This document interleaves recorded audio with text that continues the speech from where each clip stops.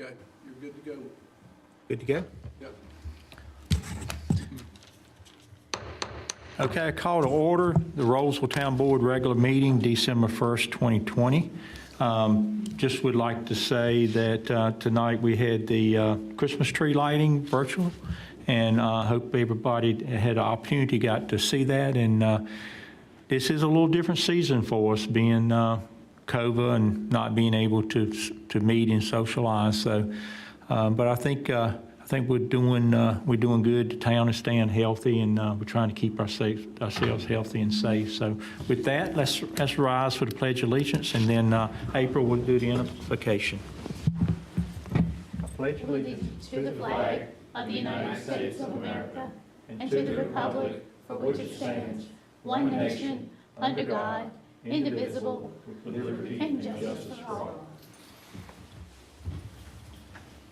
Let us pray. Dear Lord in heaven, we come to you tonight. Father, first of all, I lift up our nation to you. We pray for everything from the transition of our presidents down to the individuals in their homes dealing with life and the uncertainty of COVID. Father, I pray for Rolesville and the surrounding towns. I pray for us as a board and as our town leaders. I pray your blessings on us as we discuss and make decisions for our town and our fellow residents. Lord, these blessings we ask in the mighty name of Jesus. Amen. Okay, thank you very much, April. Some exciting times in Rolesville. One of them is new employees. I think Amy has added a couple new ones to our staff, and if you would, let's have the introductions. Yes, good evening, Mayor. Thank you. And Town Commissioners. I'm pleased to introduce all of you tonight to two new employees in the Finance Department. Both of them have joined over the last few months. First, I'm going to ask Keisha Robinson to stand. Keisha has been hired as one of our accounting technicians. She has a bachelor's degree in accounting, and she has a wide variety of experience, both in the private and nonprofit sector, in terms of financial operations. One of Keisha's main duties is our payroll specialist. So we're excited to have her on board. Thank you. Welcome. Thank you. Secondly, I'd like to ask Katie Pierce to stand. Katie has been hired as our customer service specialist. Katie has a bachelor's in agricultural business management, and she's currently working on a master's degree. She has a background in customer service and administration, and she most recently comes to us from working from NC State University. Thank you. Welcome to you. Welcome, both of you. Thank you. Okay, item 4 is a proclamation, Arbor Day 2020. I won't read that, but this is just a designation that we receive each year as Tree City. And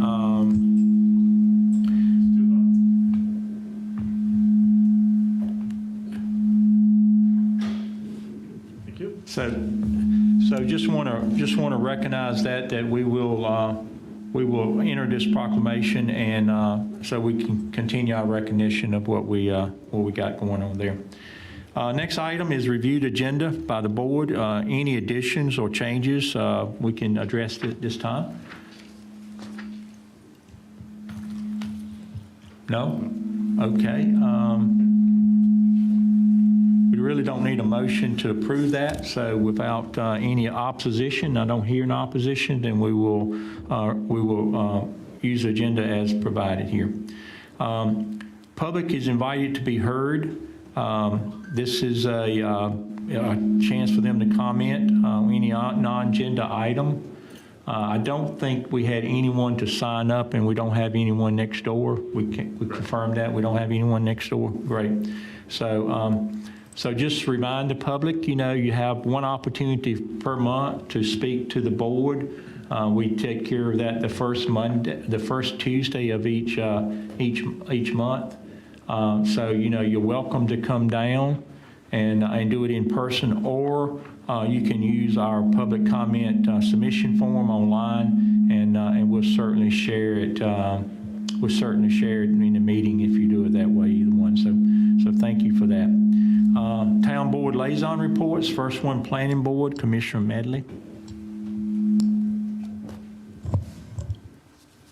Okay, so basically, we went over items for the UDO, and I just basically say we're making good leeway on that.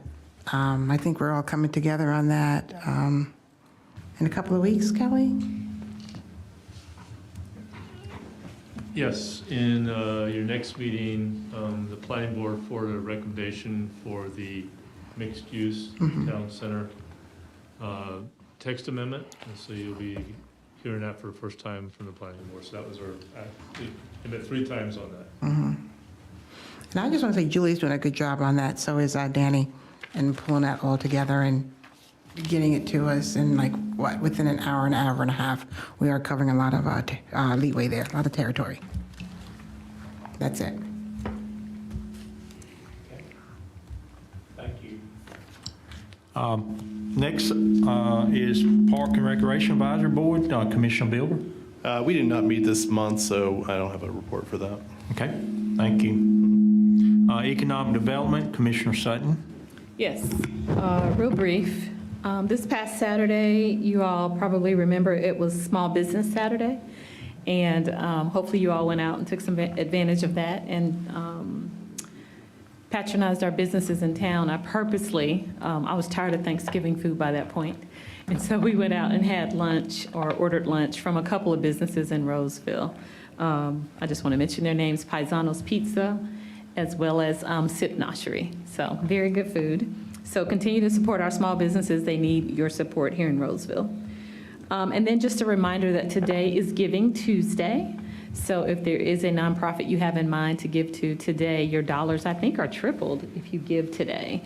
So consider giving to a nonprofit. I've gotten so many things in the mail. I think that's all I get now are those ads. So nonprofits are especially in need because, with COVID, a lot of businesses and a lot of families have been taking advantage of our food banks and different nonprofits. So if you can share in that this season, this is a good time to keep that in mind. And then my final update is really around our downtown Roseville development group. We don't know the name, formerly REDAC. REDAC 2.0 is what I've been calling it. We did meet on November 19th.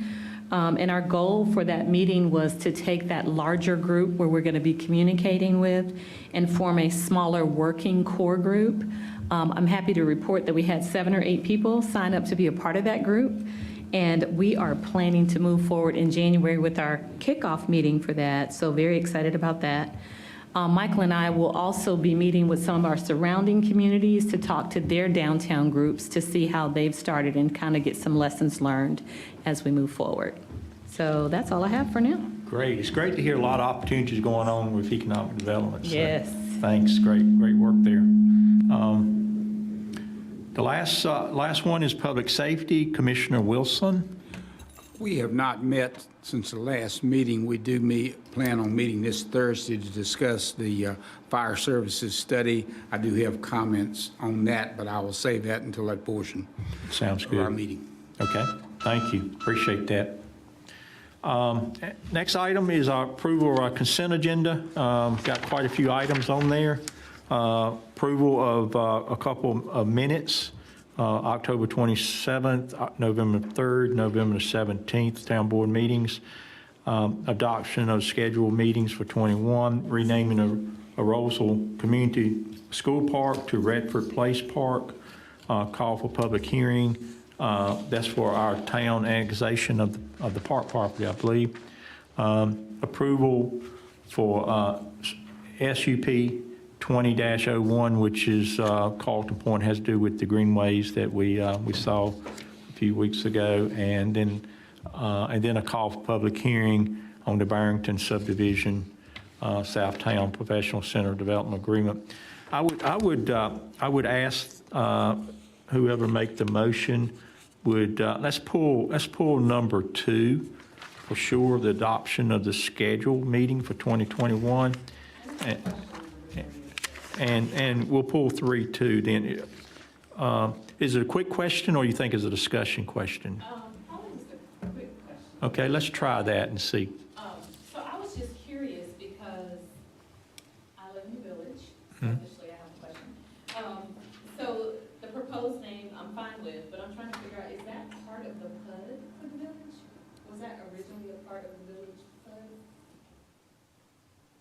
The park or, Wasn't the park the school? I don't think it That belonged to the was. school, the county. The school system, rather. Yeah, That was my question. So Yeah. I was just thinking of that land, but it's, yeah, it's the next piece is where it starts. Yeah, good question.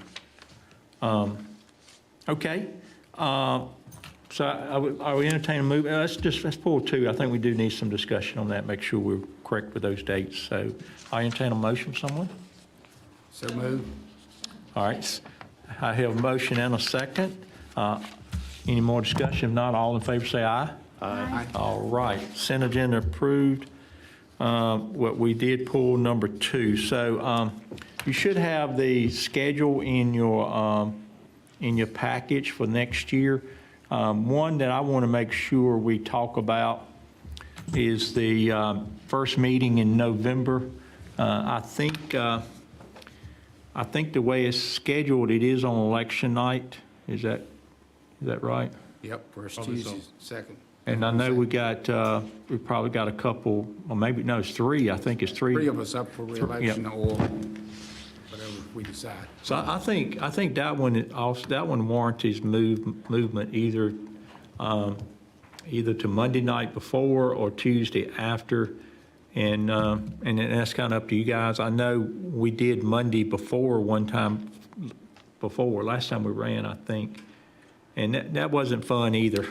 The night before election is not fun either, to have a town board meeting when you got, next day is going to be so busy. So what do you, especially the 3 that possibly going to be involved, what is your feeling? Is you rather wait for the Tuesday or, and if we wait till Tuesday, then it's going to make difficult doing the 3rd meeting unless we have back-to-back or, we're moving to Thanksgiving week. So I'm kind of apt to let's try to do 1 meeting on November. If we have to do 2, we will, but is that possible? Can we do it that way? What do you think? I like the idea of, I don't understand the question. just doing one in November. Do 1 the 2nd, because the next week is Thanksgiving week. I think you start talking about, if you get too far in the month, you talking about Thanksgiving. may I ask the clerk a question? When does the new board get sworn in? January, not January, December. It's the first meeting in December. Okay, thank you. Yeah, that would mean we'd have 1 meeting between the election and the swearing in, That's fine. which wouldn't be too bad. Okay. We can always do 1 if we have to have it, but I like Want that to just idea. combine the 2nd and 16th and make it the 9th? And just have November 9th be your meeting in November? yeah, because if you wait another 2 weeks, it'll be, Thanksgiving. that's right, be 2 days before Thanksgiving. or move it to the 4th. I think it just depends on how much stuff you're going to have. Yeah, we don't. It's hard to have just 1 meeting. What's the 4th, Wednesday? Yeah, Wednesday, I think, is a bad night for some people. Not for me, but I don't know. 4th would not, the 4th not be a Thursday? If the 2nd is a Tuesday? Yeah, The it's 4th would be a Thursday. Thursday. 4th Fourth would be Thursday. Yep. Thursday works for me, We're talking December. if I'm still on the board. November 4th. November. Well, you will be at that time. Oh, that's right. November 4th is fine with me. So it'd be 4th and what? In Leave November, the 16th like it is. November 4th and Oh, the okay. 16th. And Testing. 16th is a week before Thanksgiving, is that right?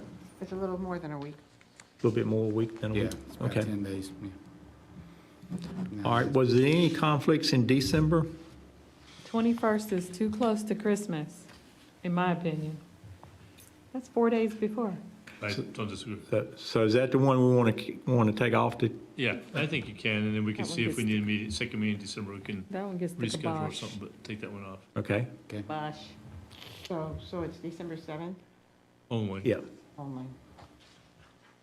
Hopefully, hopefully we'll have the coronavirus licked by then, and we'll have, things back on schedule. And sometime Waits County Mayor's Association has something, a lot of times that week too, Oh, so yeah, that's true.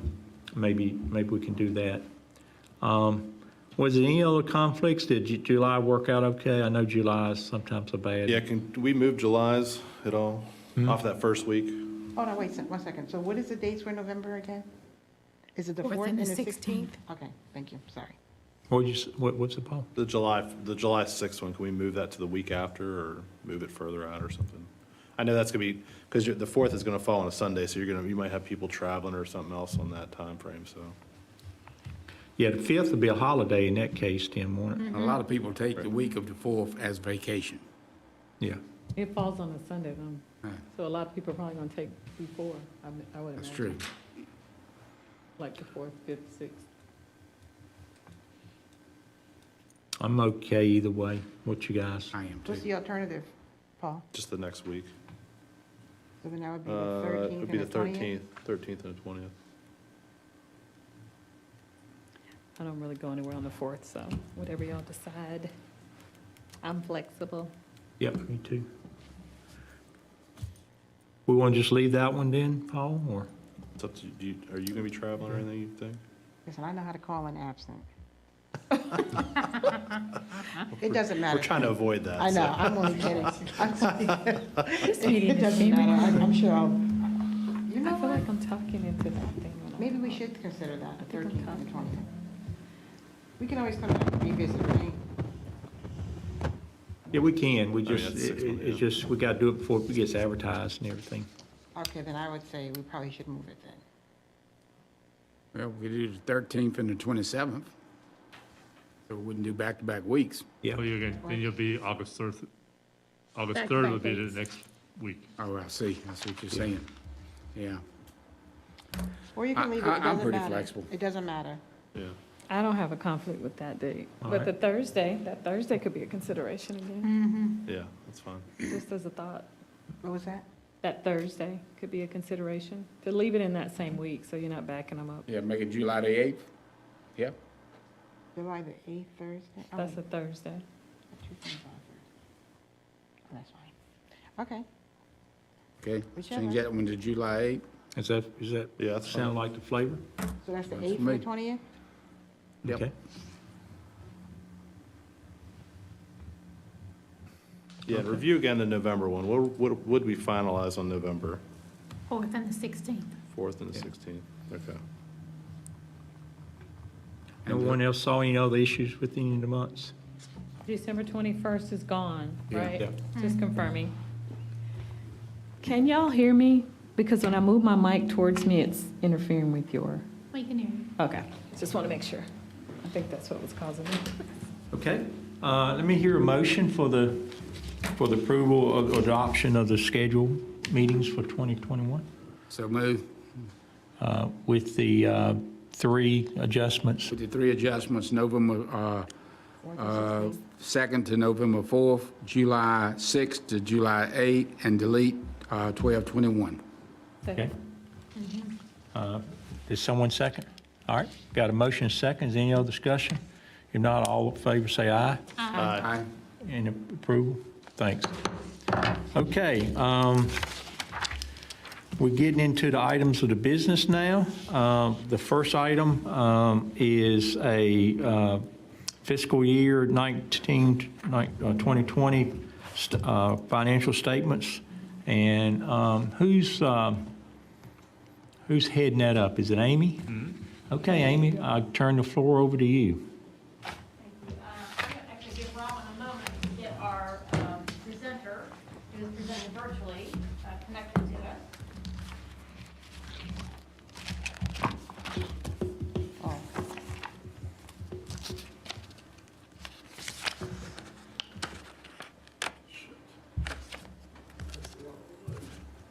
Hopefully they're gonna stay in there.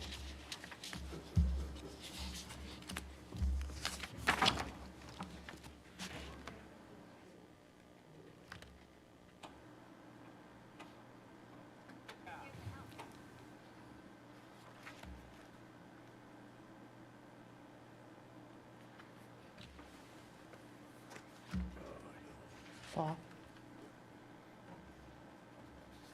Got it? I'll say, yeah.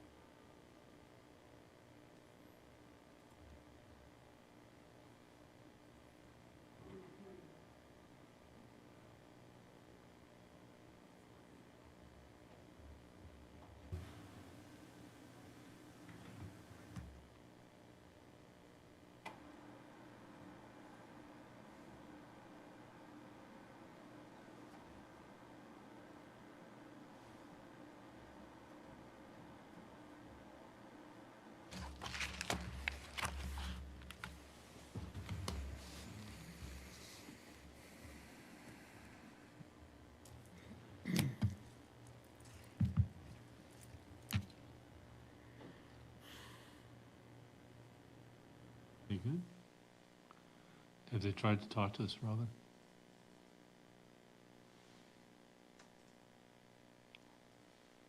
I'm sorry? Have you asked them to talk to us? Yeah, she's been speaking.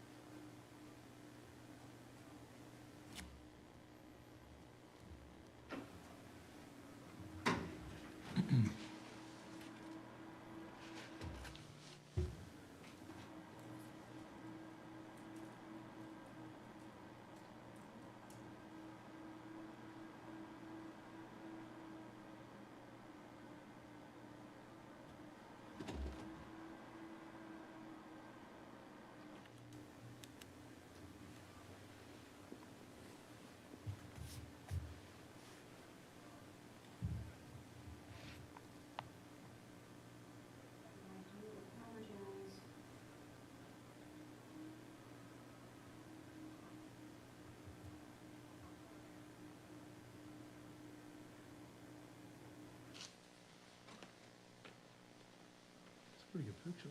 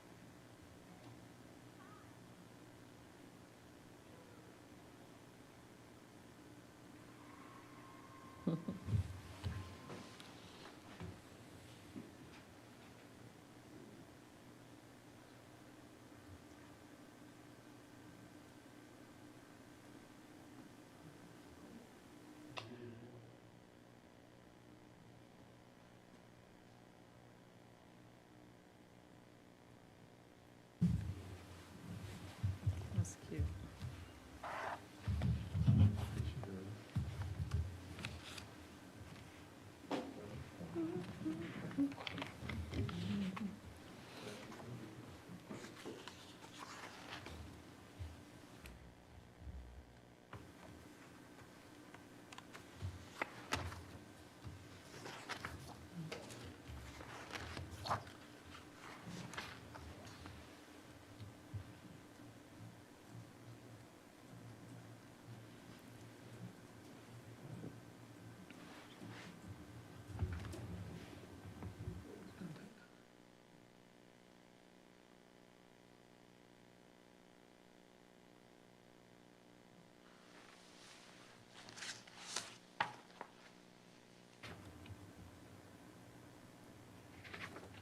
If she were to call in, Robin, would we not still be able to hear her over the television?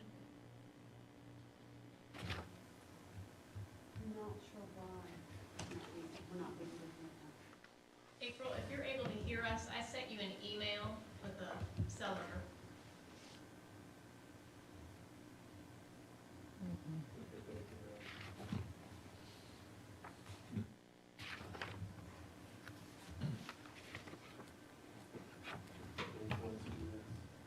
Are you able to message her, Robin? Yes. Oh, that's good.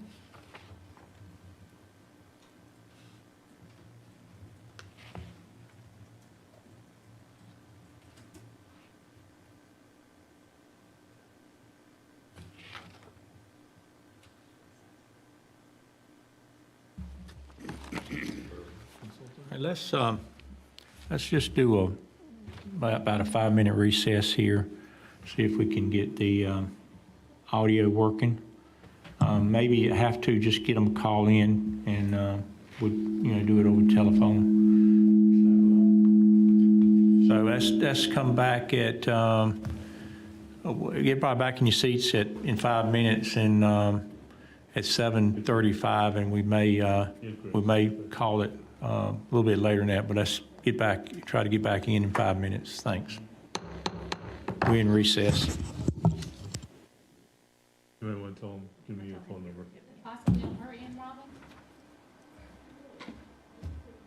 We can try to bring him in, see what happens. Yeah.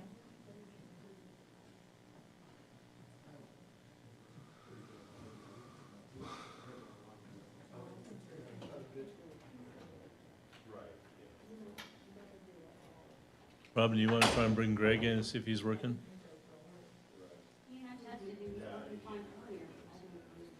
Did things work Greg?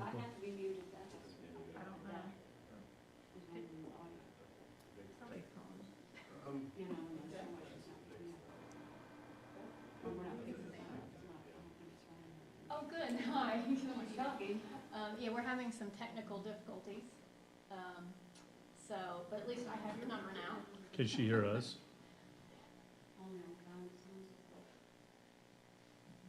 Okay, good. Are you able to hear anything in the room? Okay. There's a delay. Usually it's about a 30-second delay from that too. So what we may end up doing is I'll just use my cell phone and put it up to the microphone, and hopefully we'll be able to hear back and forth that way. So if you want, we'll just leave this line open while we try to work through things. All right?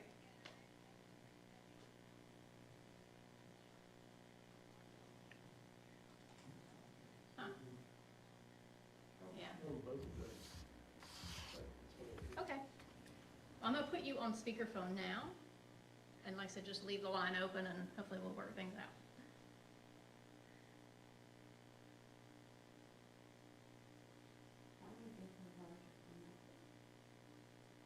You mean like full screen?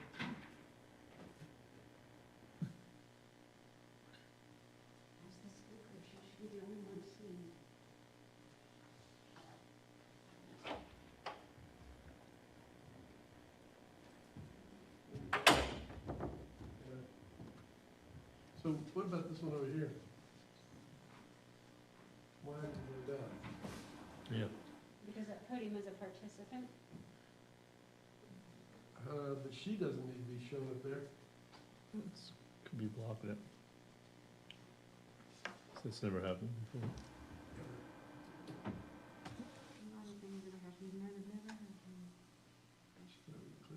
Exit.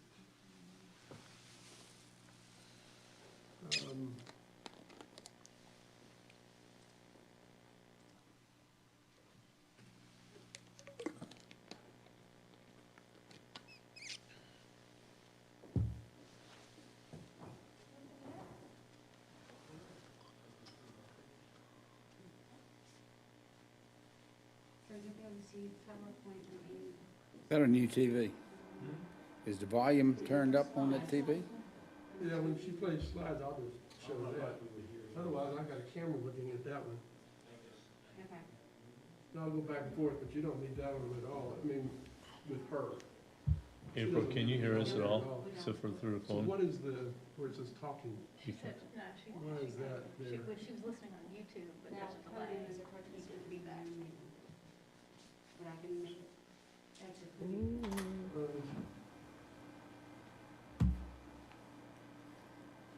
Something's blocking the audio and the, And it doesn't seem to be over there. It's, you're saying podium We got it. participant, but it's not over here. we have a backup plan. It's not gonna be seems to be in the wrong place. We should add, what's his name here?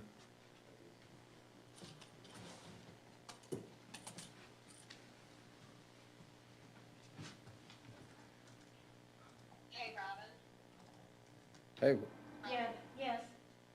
I can hear, like, everybody in that room from the phone that I'm on, if it's about me hearing. Is she on YouTube? No, we're not.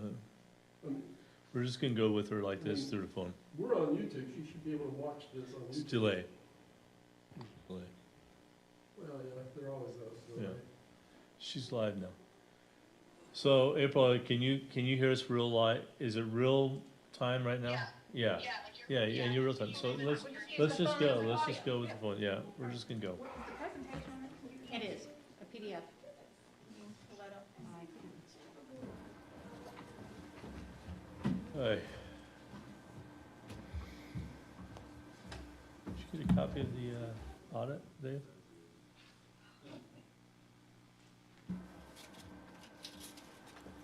That is a new TV. Is the volume turned up on that TV? It could be something as simple as that, couldn't it? It could be. I'd go over and look on the side and see if the volume's turned up. That's not really a TV, it's a monitor. And Oh, there's a so computer, oh, I'm it. sorry, okay. and I'm trying to think, Yeah, that looks it like would the still latest have a page. up and down on it. I didn't have anything to do with that. Oh, so that's just a monitor, not a TV. Yeah. There's a computer behind it that's about that big.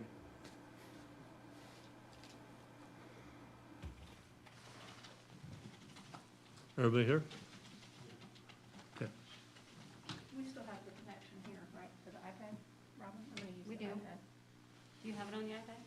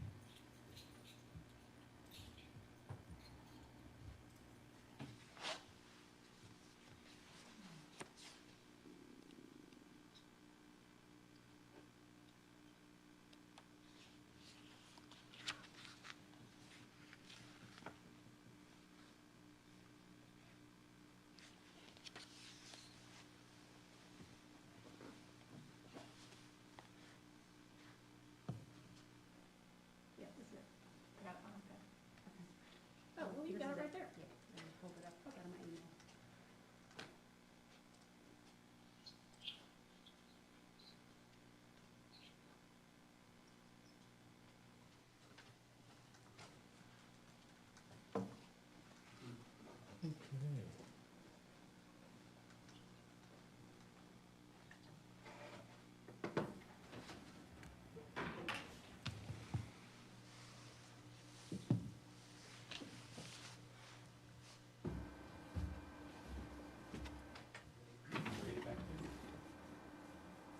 Right. Yes.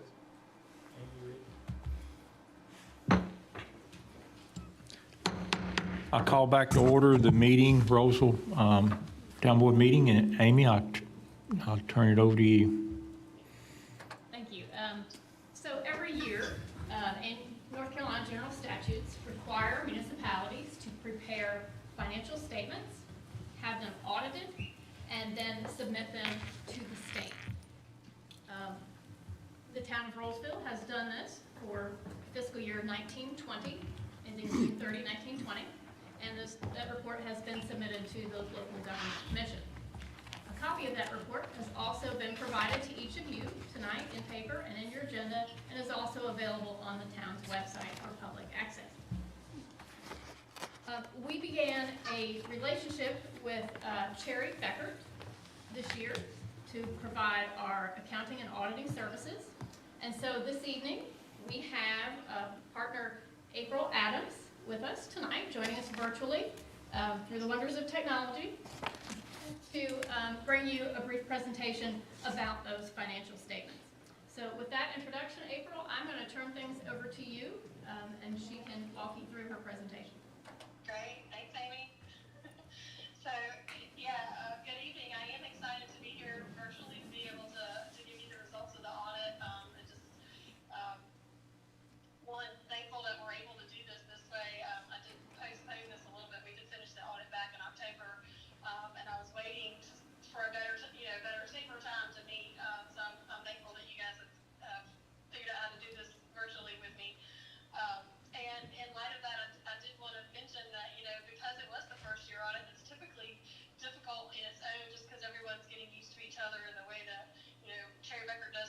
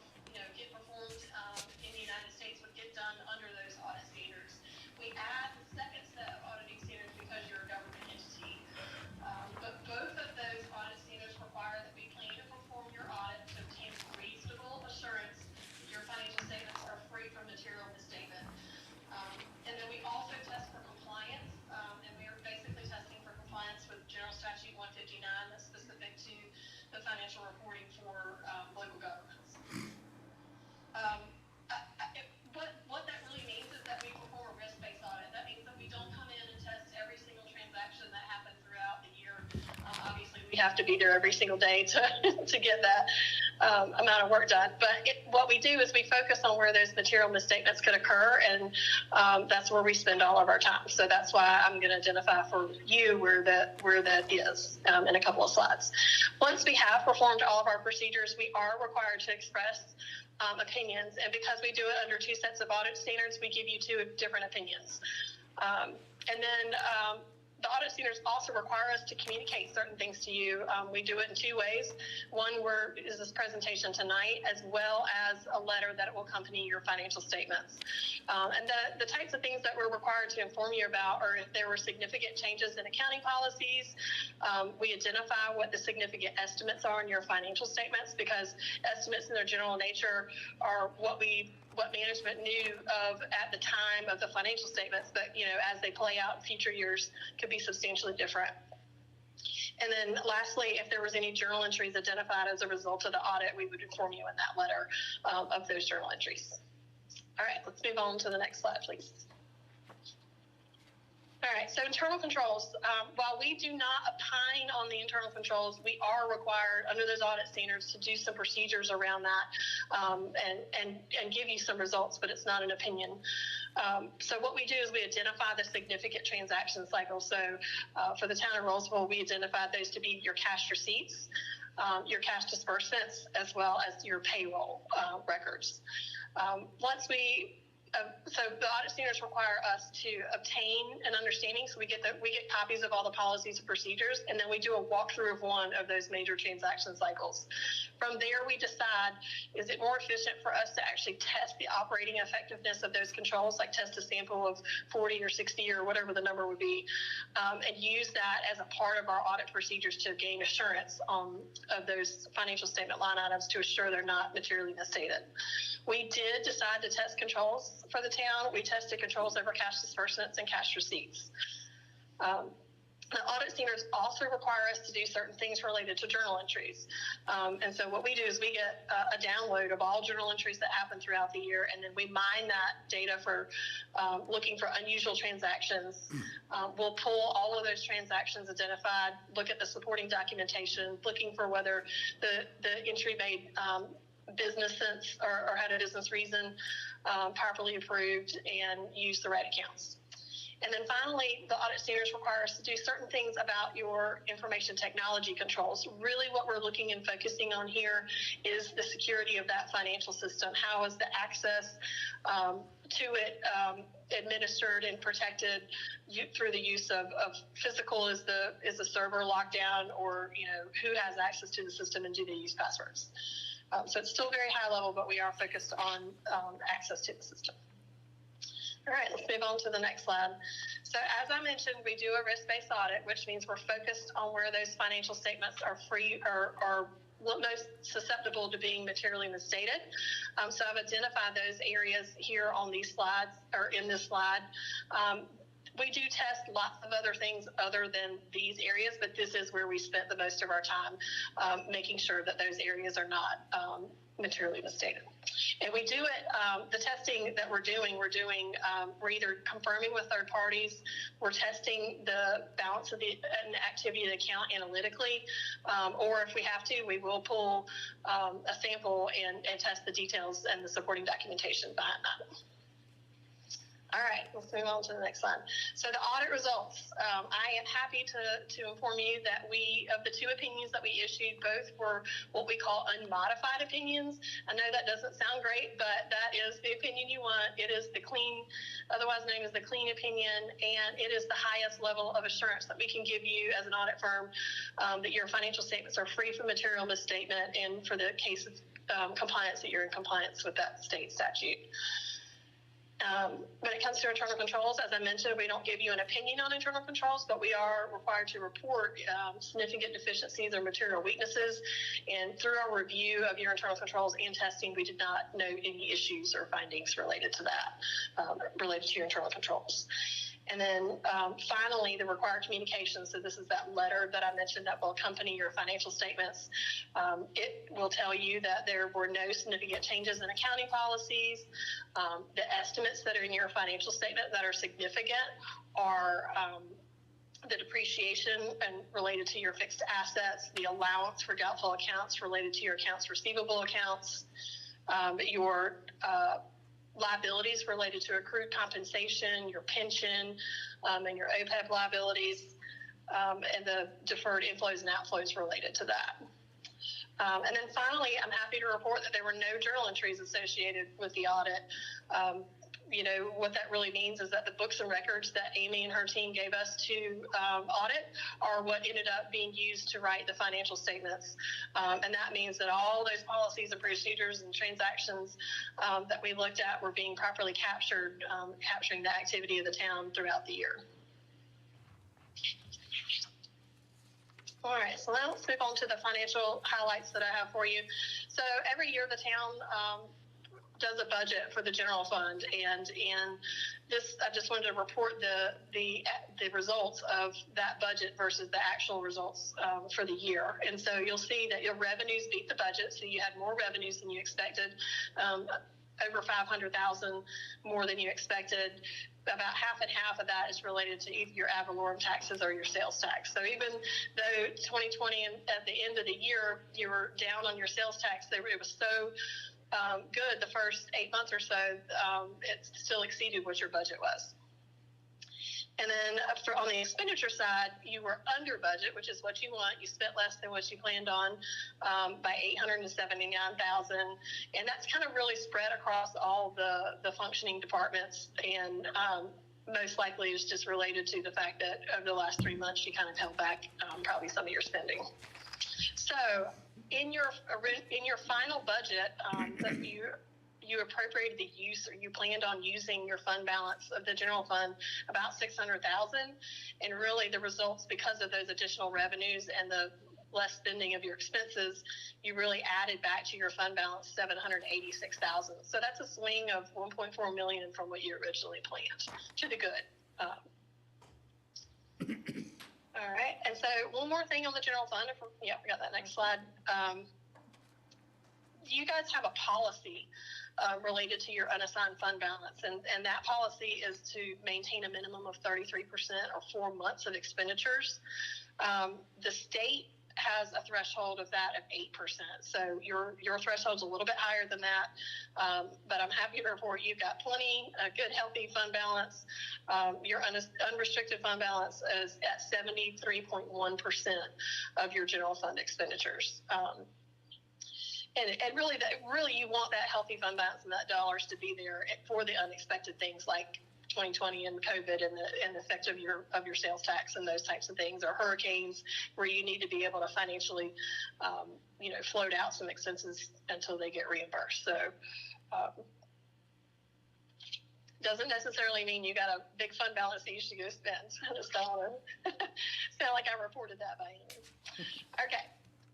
Let's move on to the next slide. So this slide is just giving you a snapshot of what the activity or changes were in your capital assets. The town has a total capital assets of $37.2 million.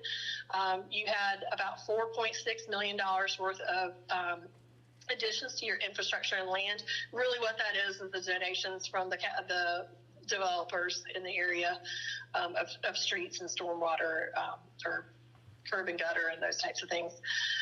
You also had some other improvements of about $400,000, and then you've added about 5 new police vehicles. And so all of those additions are going to be, of course, offset by your depreciation of $1.4 million for the year. All right, and then the next slide shows you just the similar thing related to debt. So total debt for the town is $6 million.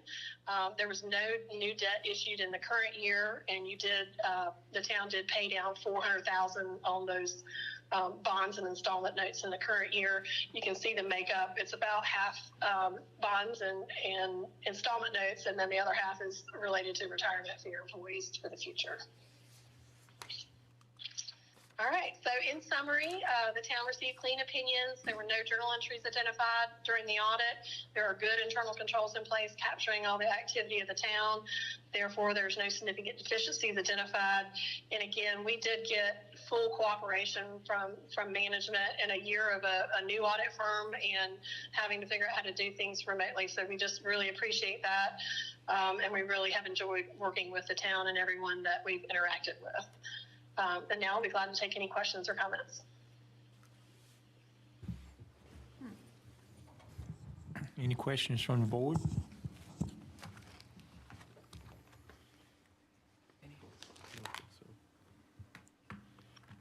Sounds like we're in good shape. Yeah. Good job, Amy. Very good job. Yep. Thank you. And I do want to also thank April and her team. We worked quite a bit with Amber Metz as well on this process. And even though we were working under the challenge of having to work remotely, the systems that they set up for us to transfer data and information back and forth and the communications, everything was very smooth, very helpful. And I'm grateful for the assistance and their patience with my questions, doing some new things. But I really appreciated their expertise and professionalism as well. Good job. Okay. All right. Thank you. Thank you, April. Thank you for joining us Bye, tonight. guys. Thank you. Okay, that was good to hear. Good financial report. To be a small town, I think we're pretty strong. Always been, wise in our spending, and got a lot done last year, so good job on that. Thanks, Jamie. We ready to move to the next session, Robin? Our next item is the Fire Services Study, Phase 1 report, and we're going to also do that virtually on a virtual presentation. So is there someone going to head that up, Kelly, in the room, or Amy is. Amy's heading that up too? Okay. Oh, yep, hi, Craig. All right, I'm gonna put you on speakerphone.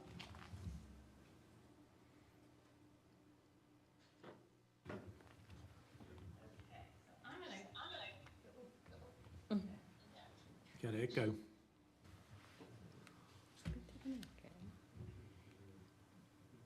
Greg, are you listening?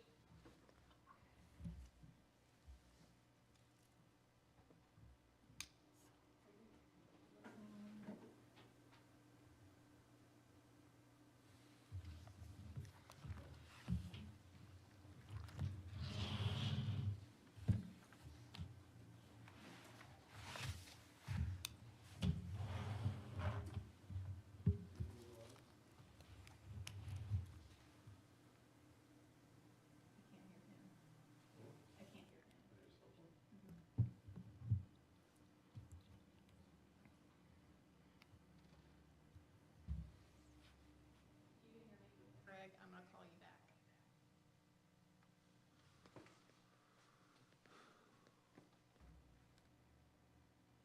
Said he was on the line. You couldn't hear me. Hello?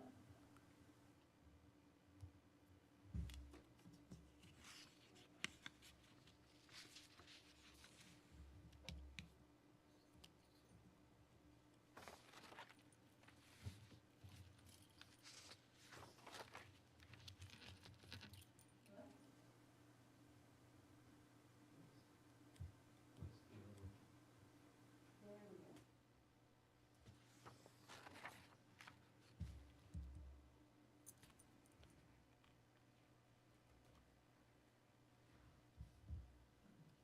Hello?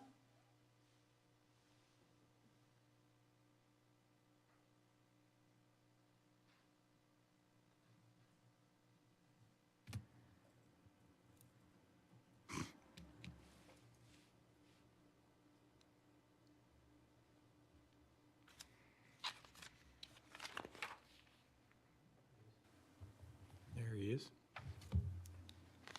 Can you hear us, Greg?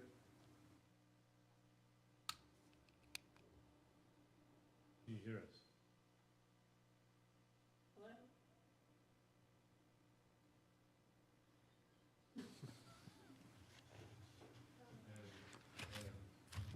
Now can you hear us, Greg?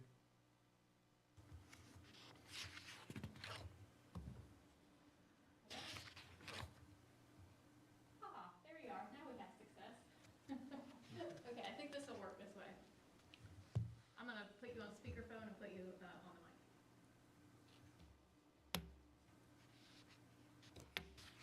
You can hear us. Greg,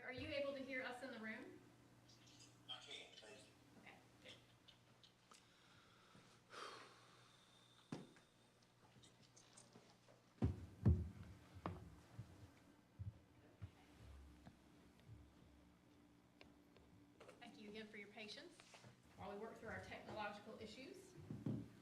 So what we have tonight is a presentation on the fire services study for phase 1.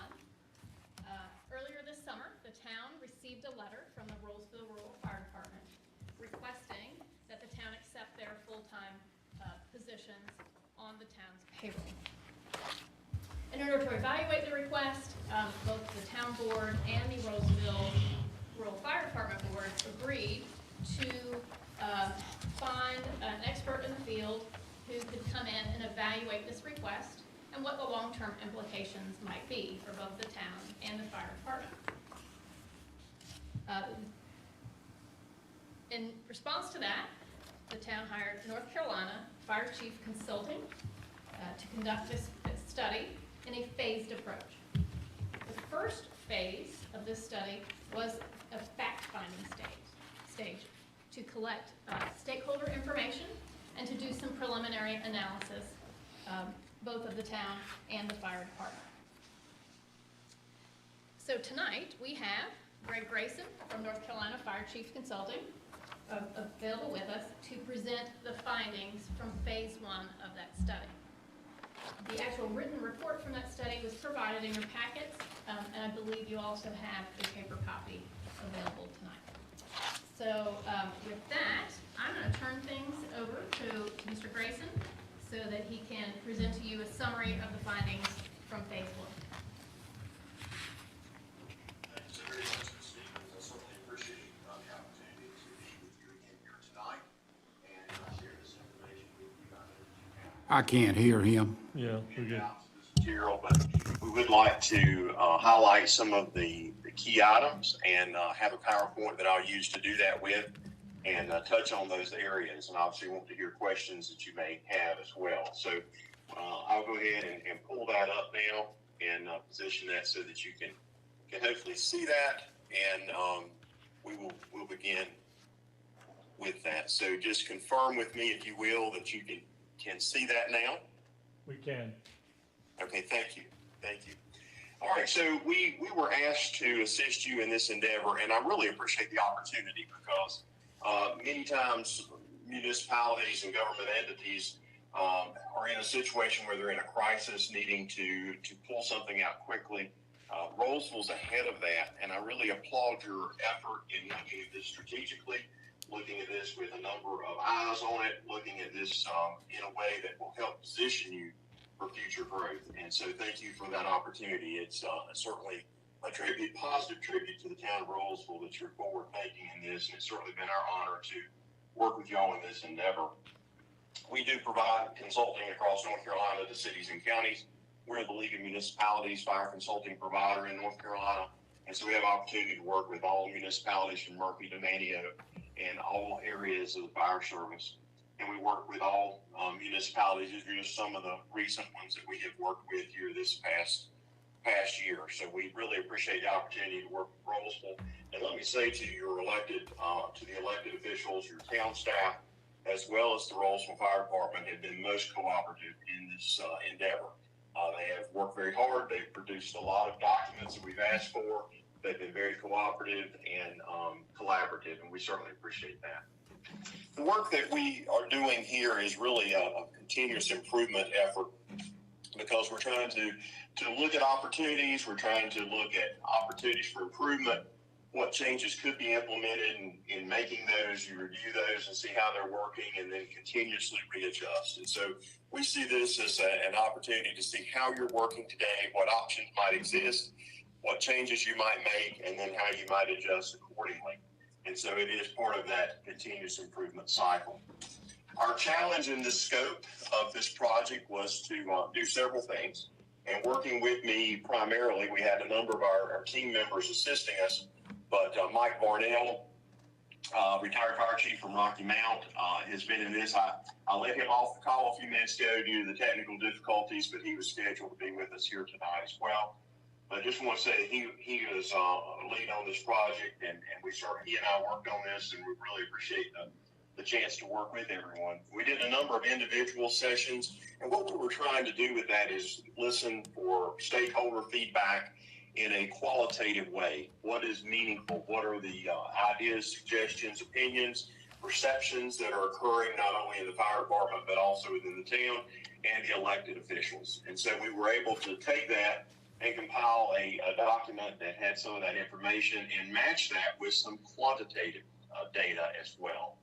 And we were able to look at where those points of contention might be, and then help to develop some strategies to move forward from that. How do you move forward as an organization? And so we're here today to make that presentation to you. And then we're also going to be speaking with the fire department board on Thursday night at, I believe, 6:30 or 7. So we're going to make that presentation to both bodies. And so we did use that feedback and stakeholder feedback to be able to do that. And we'll step you through the different components that we use with this process and share some of the outcomes with you. As Ms. Stevens said, the prompts or key factors that brought us to this intersection was the letter from the fire department asking to address 11 full-time career employees and then becoming town employees. You have a 12th employee, but they're currently a Wake County government employee that is assigned to Rolesville, part of a legacy program. And we're going to talk about that just a little bit later. But we also, bringing us to this intersection, was that the fire department firefighters not being able to participate in the North Carolina local government retirement system. And that's because they're a private nonprofit corporation fire department. They're not a part of a municipality. And in order to be in the retirement system, you have to be part of municipal or county government in North Carolina, the local government retirement system. So that was a concern that was bringing this forward. And then the growth of Rolesville, the growth that you have had, the growth you are having, and the growth that you are projected to have in the years ahead, and how that will change some of the structures that Rolesville has been accustomed to having. Primarily, one of the funding pieces being that now Rolesville is the primary funder of the Rolesville Fire Department, and no longer is that Wake County. So that change happened, and we'll talk a little bit about that. But those are some of the factors that brought us to the table in this process. We held a number of individual stakeholder feedback sessions, quite a few more than was in our scope, but we did talk to each of the 3 shifts. We talked to the volunteers. We also did a survey for the volunteers because we knew we could not get everybody together given the pandemic and some of the challenges that they have had in training and coming together. So we did meet with the volunteers, but we also provided a survey, electronic survey to the volunteers as well, asking some of the same questions. We met with the board of directors from the fire department. We also had the pleasure of meeting with you as town commissioners, hearing your perspective in this endeavor. We also were able to meet with some of the town staff, Wake County staff, and the Wake County Fire Commission members, several of the Wake County Fire Commission members. So we really had an opportunity to hear perspectives from fire department, town, the county as well, and start to be able to put all of that together, asking similar questions, but also we were looking for where there was continuity between the ideas. Where does this idea surface with all the different groups? And we were able to pull that together and do that. We also were able to look at a number of pieces of data. We tried to do a very high-level review of capital assets, some benefits analysis, and also the physical analysis. Again, our task and our scope in this project, in this phase, was to be looking at this at a very high level. But we were able to pull some of that data together, and we'll show that to you tonight. We did look at a community risk analysis of Rolesville too, looking at what your risks are, what they're projected to be. That got us into your comprehensive plan and your growth and your numbers of residents from projected in future years and those type of things. And then we looked at the insurance rating for the town as well as the unincorporated area. And we actually went through the last evaluation piece by piece, part by part with the fire department staff to look at where those greatest opportunities to improve might be. We have pulled together some strategic recommendations. I mentioned myself and Chief Barnell, but there have also been a number of our other staff that have assisted in developing that. Our entire group are retired fire chiefs here in North Carolina, and we have collectively quite a bit of experience in working in these types of situations. I want to share with you just a few of the highlights of the stakeholder feedback sessions. That certainly was a significant part of our work in this endeavor. And you have some things to be really proud of. So when we think about what we heard across all those different groups, what did we hear consistently across all those different groups? We asked, what were the strengths? What were the weaknesses or gaps? Where were the missed opportunities? Where were perceived threats? And we also asked, what's most important? Those are the key or core questions that we asked. And then with different groups, we may have veered into some other areas as well if they wanted to do that. But in strengths, you have a very strong relationship with the fire department and the community. The fire department's proud of that. The town recognizes that. You as commissioners recognize that. The county recognizes that. So, that's not the case everywhere. So value that strong relationship that the fire department has with the community, and a lot of history and tradition. There's also been very stable leadership, not only on as your fire chief, Rodney Privet, but also with the board. Very stable leadership for a long period of time. You have very dedicated firefighters. We were able to see that. We saw passion. We saw commitment. We saw people that really loved their job in Rolesville, those that are career. We also heard the same type of passion from your volunteers.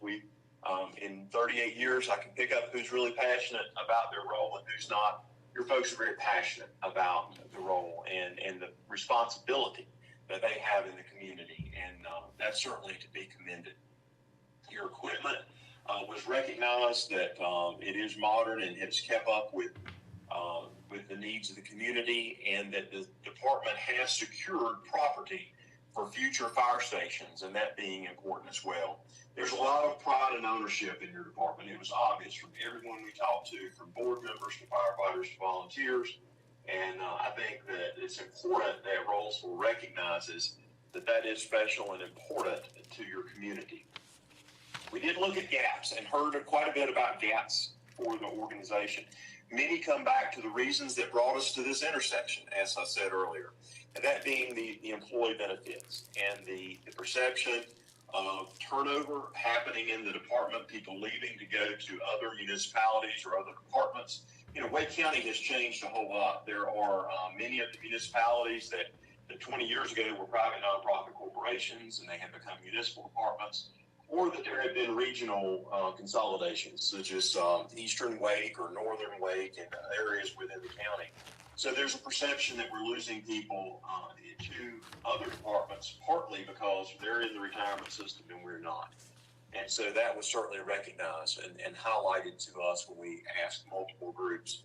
The need for additional fire stations came up in a number of the discussions as well. That was one of the lead topics. That there's a recognition, the call volume, the demand, the size of your community is certainly giving a great indication, and the data is giving indication that you're ready to move forward with the fire station. The need for some full-time leadership at the department. You currently have 12 full-time employees, but as you grow, that need will continue to grow as well. There was quite a bit of concern about the changes in the Rolesville community being much more urban. Not only in the population of Rolesville, but some of the needs and some of the hazards that are being protected as well, and some of the growth and additional developments that are occurring within Rolesville. And really that gap being retention and recruitment of high-quality firefighters. And I think that's an important adjective to use, as high-quality firefighters. Your folks are very proud of what they do in the department. They want to see that excellence continues and want to hire the very best for the organization. We asked about some missed opportunities, and few of those items that were highlighted were identified opportunities to have more advocacy with the Fire Commission. Wake County uses a fire commission to help divide the funding for the unincorporated areas within the county. They have a rather complex formula to determine that, but stronger advocacy was noted.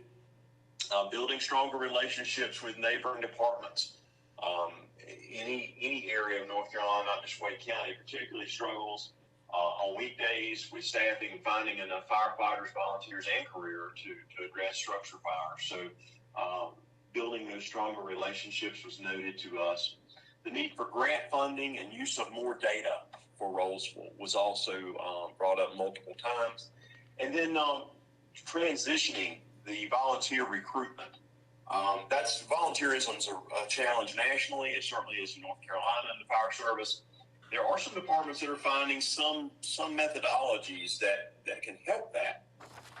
But they may require, as an example, they may require that there are quarters in a facility capable of having duty crews. What that means is volunteers may be assigned a crew or duty crew at night, but they'll have to have quarters to be able to do that. And Rolesville doesn't have those quarters right now, but I know that you're planning that in future fire stations. So that's just an item that was noted to us about missed opportunities. There were a few perceived threats as well, changes and unknown. Fear of the unknown was certainly noted multiple times. And the need for full-time leadership in the department as the department grows. The limited benefits for staff, particularly around the retirement system and long-term disability, which we'll speak of in a moment. But those were noted, and then the town's continued growth, and then the challenges that growth brings. Growth is certainly perceived by many of us as positive, but there are challenges that come with growth as well. Some of the most important issues we heard from all the stakeholders were around the current employees not being part of the retirement system other than the one that works for Wake County. The need for additional fire stations, almost every group noted that. The need for long-term disability. And let me just say there, that's a particular challenge because firefighting and our firefighters go into immediately dangerous to life and health environments. They're called IDLH environments. And so the opportunity for injury, serious injury, debilitating injury is certainly there. And so that is very much on the minds of your firefighters. What happens to me if I am injured and can no longer not only be a firefighter, but even work other professions? And so that's a protection that's offered through the local government retirement system for vested employees, but something because you're not in that system, you do not have that opportunity today. But we clearly heard that was a significant concern from your firefighters. And then the need to have that long-term vision. Much of what we do with cities and counties is helping with those strategic plans and getting that long-term vision. Your firefighters that we spoke with are very eager to want to follow a vision and be very loyal and dedicated to Rolesville. Their level of dedication was significant, and they want to follow that vision and be a part of the future and be a part of solutions. We, in addition to the stakeholder feedback, we looked at a number of pieces of data. And it is positive that the fire department has had the foresight to purchase property, and they currently own 5 properties, 2 of those in the downtown area, 3 outside, where they have purchased property for future fire stations. That need for a second station was not only heard through stakeholders, but we also vetted that back through the insurance rating process. We had a subject matter expert step in and help with that specifically on ISO. And we address some of those issues as well in the report.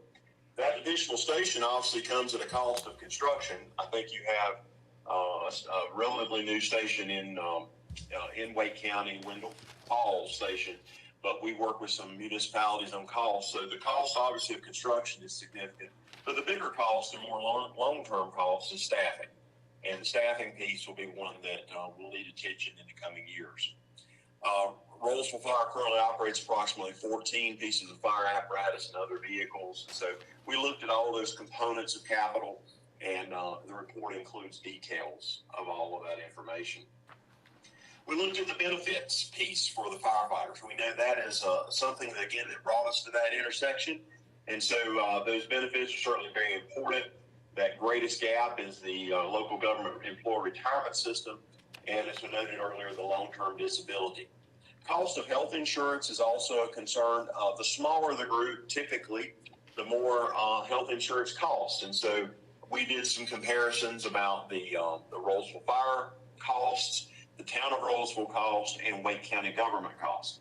And so we give some comparison within the report about what that looks like and some of the differences. We have also noted that as a private nonprofit corporation, the Rolesville Fire Department is not able to use the Fair Labor Standards Act provision for firefighters.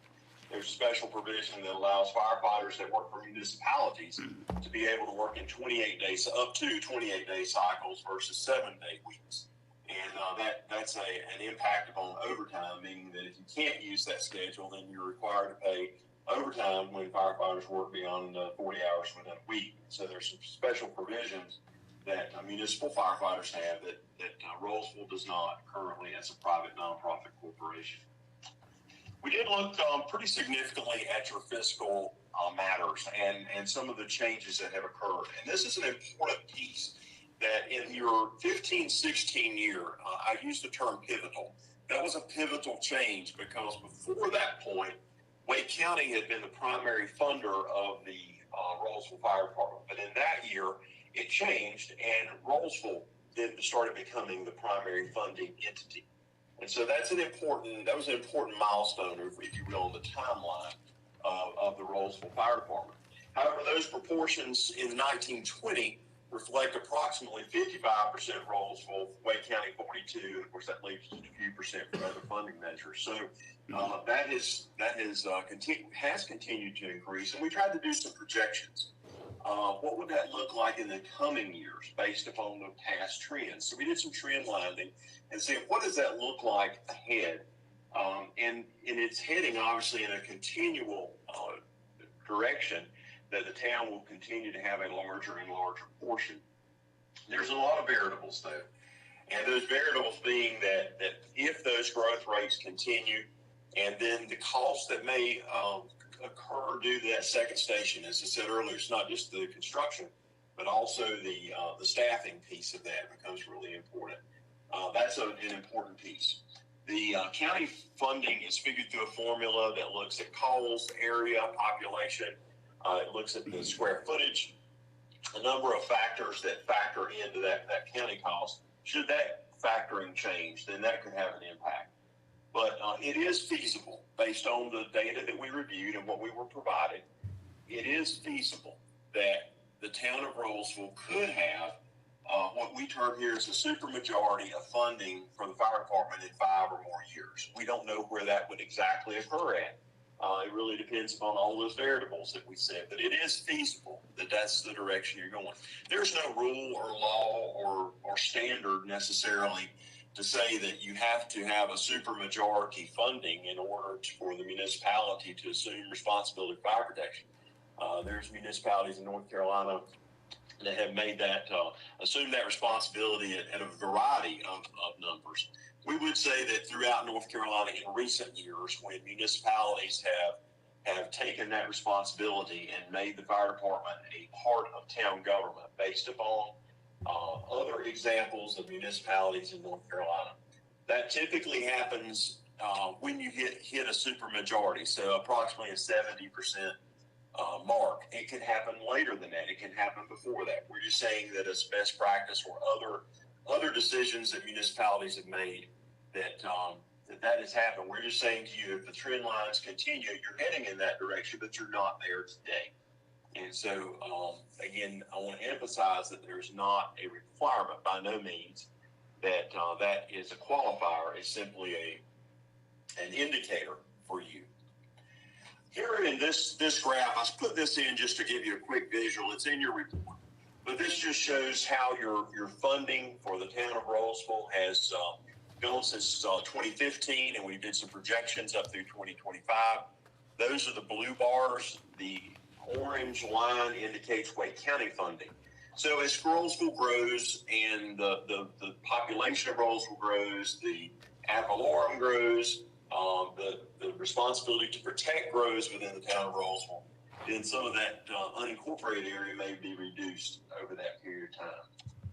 And so when that happens, that's one of the factors of those trend lines. And so we include this just as an indicator for you, and all of those charts are within your report. There's several with different percentages to give you some idea. But we are saying to you that it is feasible that within that 5+ year time period, that it could be that the city or town of Rolesville is funding the supermajority of the Rolesville Fire Department.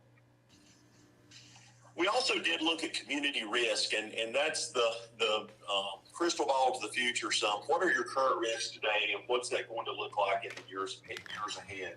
And that got us into your really your comprehensive plan and your population projections, and then looking at some of the target hazards, particularly when you have multifamily housing and apartment buildings and others that might not be sprinklered, that require high fire load, and those that might be in what we would call high risk and low frequency. That could include some commercial properties, or it could be some multifamily residential, depending upon how they're constructed.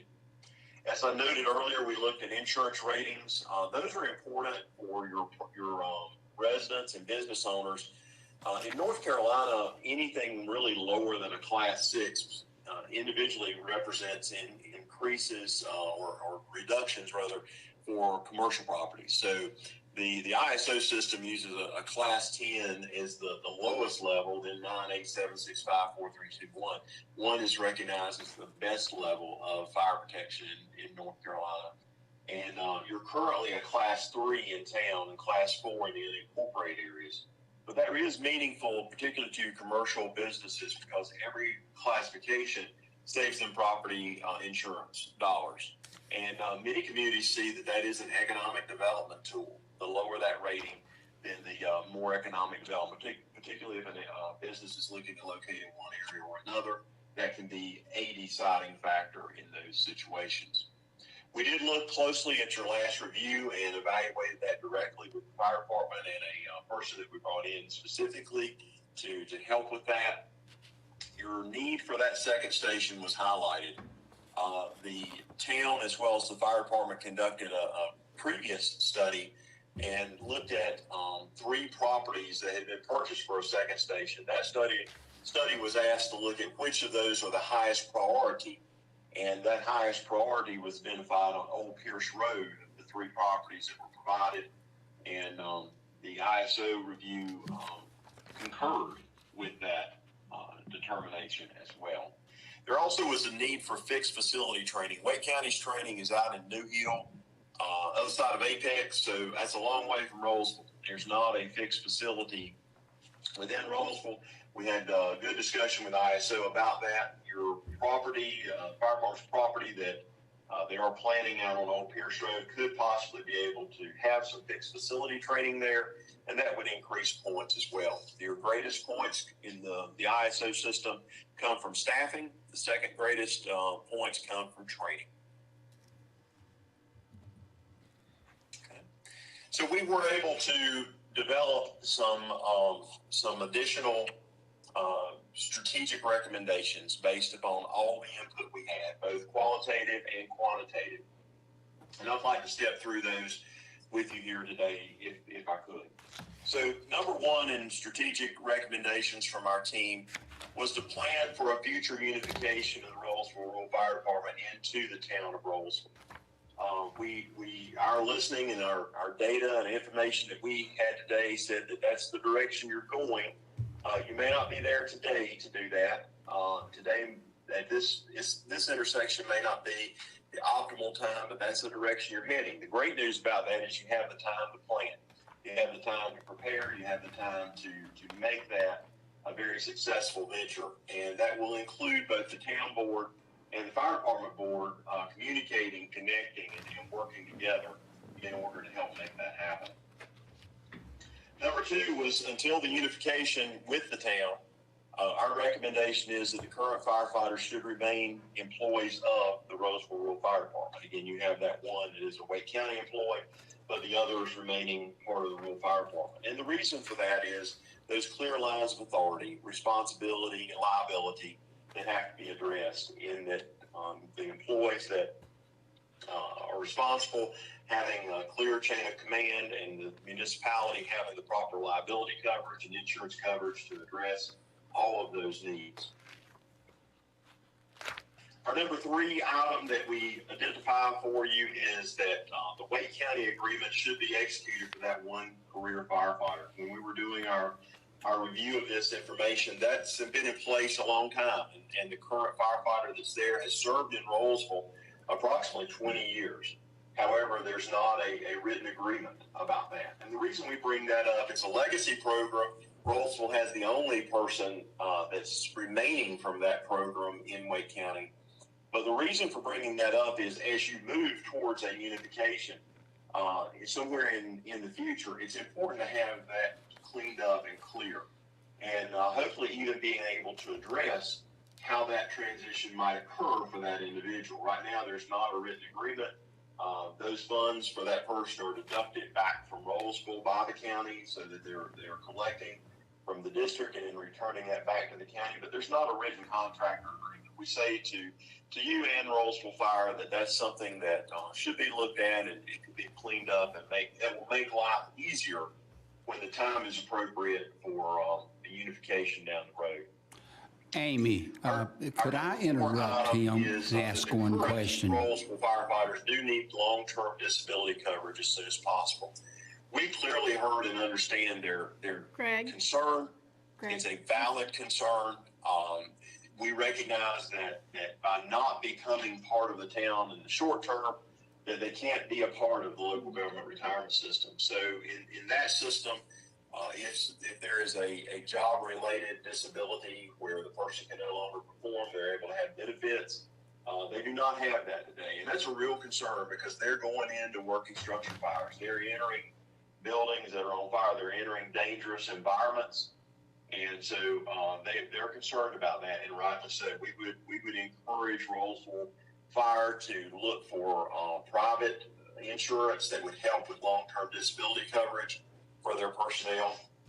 If they're able to be part of the retirement system in the future, they do have to vest within that system also before their coverage, and that's a 5-year period. So unless they have service elsewhere within a municipality, even when that transition occurs, it's sometime before that particular coverage is available. Can you see it? The fifth item that we recommend as a strategic recommendation is to have current and sitting Rolesville Town Commissioners becoming part of the existing Board of Directors for the Fire Department. We heard a really great welcoming from both groups. They were cooperative and had good communication. There was mutual respect from both groups. We even heard from the Fire Department Board that said, we would welcome the town board members to learn more about what we do, be part of what we do. That were very welcoming to that. And it was obvious to us as an outside independent third-party group that said that's a great opportunity for Rolesville. And it's important, though, I think, particularly in the coming years, as you work towards and move towards an opportunity where unification may be appropriate, that good knowledge beyond the town commissioners about the department, what they're doing, what their issues and challenges are, the greater that knowledge, the greater that information, the better the decision. In reverse, it's great for the Fire Department Board to also better understand the town's perspective and be able to understand and appreciate and respect that. So we see a great opportunity to be able for that to happen. And I think it's important, too, that there be some sitting board members. We looked at some other municipalities in North Carolina and how those are modeled, and saw that it is a best practice, if you will, to have some current and sitting board members that are part of that private nonprofit fire department board as well. So we make that recommendation. The sixth one is the town of Rolesville should update the contract with the Rolesville Fire Department really as soon as conditions will allow. That contract that you're operating today was done in 1999. And there's been a lot of changes that have occurred in North Carolina during that period of time. The greatest of which is that the structure of counties and cities, some of the fire protection challenges have changed. The volunteerism in our state has significantly changed. The growth in our state has changed during that period of time. So we have suggested that be something that is made as soon as conditions allow.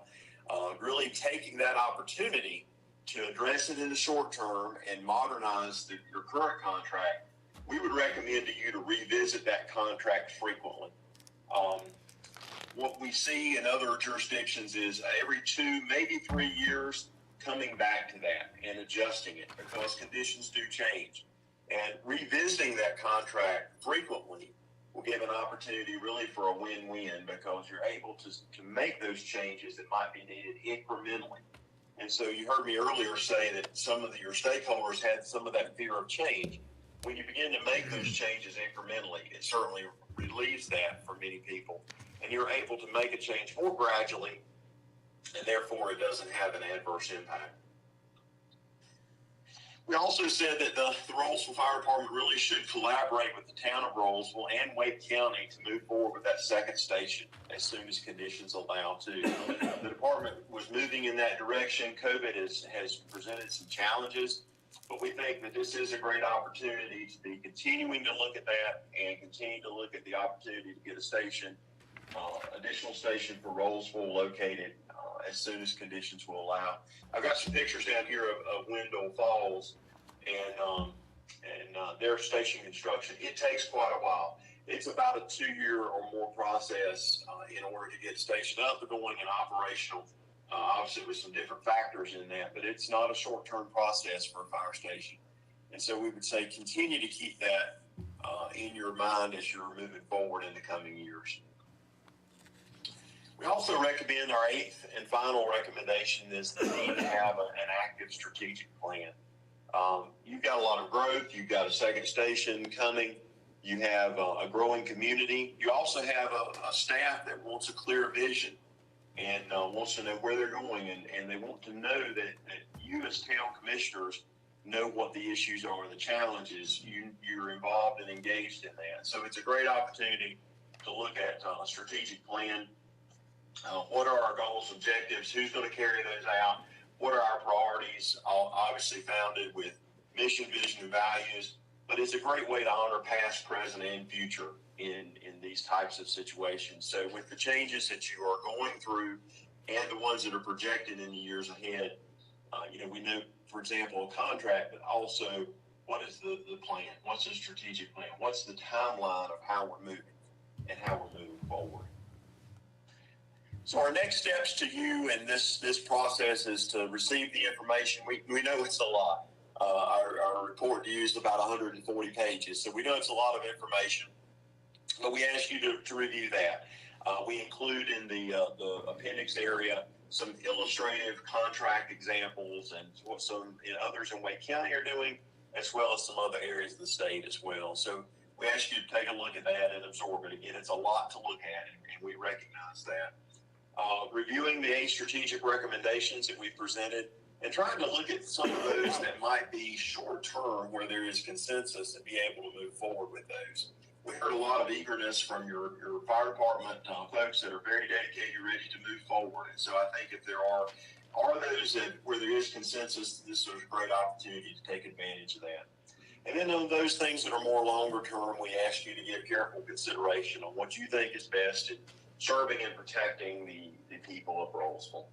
So those are the next steps that we identify for you from this process. And with that, I'll certainly be glad to take any questions that you might have here this evening. All right. Amy, I do have a question. Greg, are you able to hear? I'm gonna have the mayor say something, and you let me know if you're able to hear him. Yeah, I think we did have some questions in the room here, so can you hear me pretty good? If you don't mind, I'm going to have to put the phone up, but go right ahead. Okay. I think Commissioner Wilson had the first question. Yes, on slide number 2, can you hear me? Yes, sir, Mr. Wilson. Okay, on recommendation number 2, it is your recommendation that the current firefighters should remain employees of the volunteer or of the fire department. This is what instigated this study on my behalf because of the lack of benefits that they have. It said for the town to incorporate these firefighters into the town government structure under the council manager form of government, there would not be a clean and clear chain of command because the fire chief is not a town employee. We are on the brink of needing a full-time fire chief in Rolesville, and I think you will agree to that. Yes, sir. If the town hired a full-time fire chief and the board of directors of the fire department consisted of a majority of the members of the town board here. Would that change that factor where we could get these employees disability insurance and retirement insurance through the state, as other municipalities have, so we will not lose them? Because I was told this afternoon at 4 o'clock, we've already lost 2. So the piece that would need to be in place, and it can be done, so the piece that would need to be in place is that there has to be clear chain of command in the council manager form of government that the firefighters ultimately have to report to the town manager. So it would have to be a case where their guidance, their direction, their policies are such that they are reporting either directly or through a fire chief to the town manager. When you look at your insurer, League of Municipalities or other insurers that you may have, if the firefighters are getting their direction from someone other than the town of Rolesville, then that becomes problematic for your insurance and liability coverage. So when that change has been made in North Carolina and other locations, the town has assumed that responsibility of the firefighters, and they're within the reporting structure of the council manager form of government. So it is doable. As you noted, as the town grows and the staff grows, particularly I think when you look at your second station, that may need, as I noted, there's construction cost, but the bigger cost long-term will be staffing. So as your number of personnel go up, the need for a full-time management person will be even, accelerated even more. And so as you grow in the coming years, we're trying to say that is a key indicator. We were asked to look at that from today's perspective, and we would have to say that based upon other jurisdictions in North Carolina, based upon your insurer, they're going to look for those firefighters to be within the chain of command of the town manager. So if you structured it in a way that they work for the town manager, then that is certainly doable. Thank you.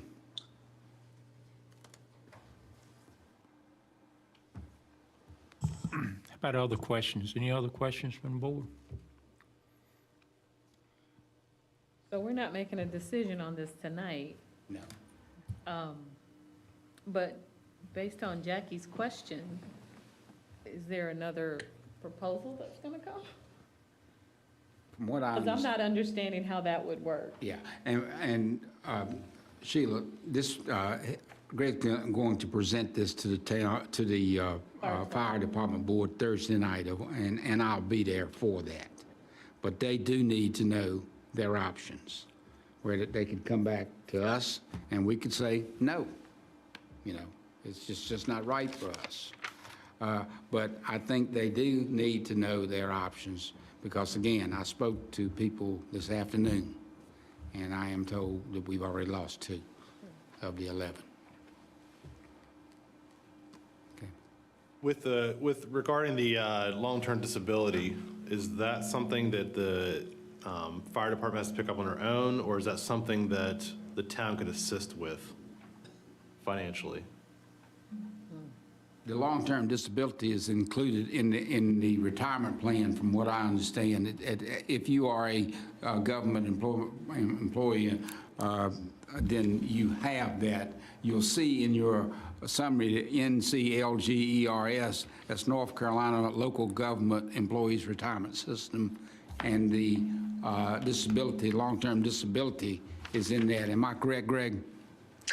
You are correct. I will just, again, if it's a case where someone is injured on the job, performing their duties as a local government employee, there is one provision, though, that I would just, in full disclosure, need to say you do have to be a vested employee. And a vested employee in that system does require a 5-year service time. So once someone has 5 years in the retirement system, then they're a vested employee and they have that coverage. So just want to make a clarification there. And one of the recommendations is for the Rolesville Fire Department to provide that coverage privately. Is that what you were Yes. recommending, number 4? we're saying that that is a reasonable and appropriate type of need that your firefighters have expressed. If you're not able to get that through the retirement system, to seek that privately, we think that's a very fair and reasonable recommendation. There are local governments in North Carolina who recognize that there is that gap from the time someone's hired until they're vested in the system. And they do step in and provide that long-term disability for that initial 5 years. So we're saying to you and to Rolesville Fire that is something that needs consideration. We know there's a cost with that, but it is very important to your firefighters, and we vet that and say, yes, they're going into very dangerous environments. It is a high-risk profession, and it would be an appropriate benefit for them to have. That's what I was trying to. So, and Greg, I want to expand on Paul's question, make sure it gets fully answered. So you say in that recommendation, as soon as possible. I think Paul's question may have been, does it matter who pays for the coverage? Right. That's your choice. We say it's a reasonable and responsible benefit that your firefighters are asking for. It is best practice.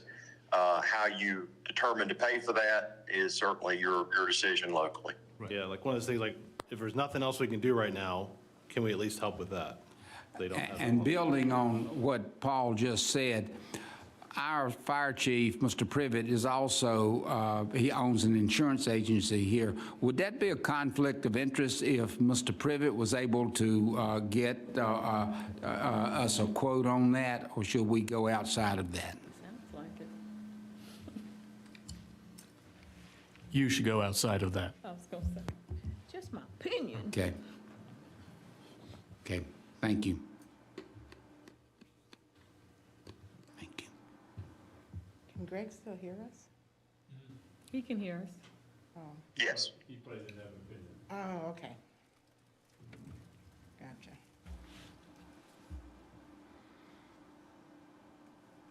I have no more questions.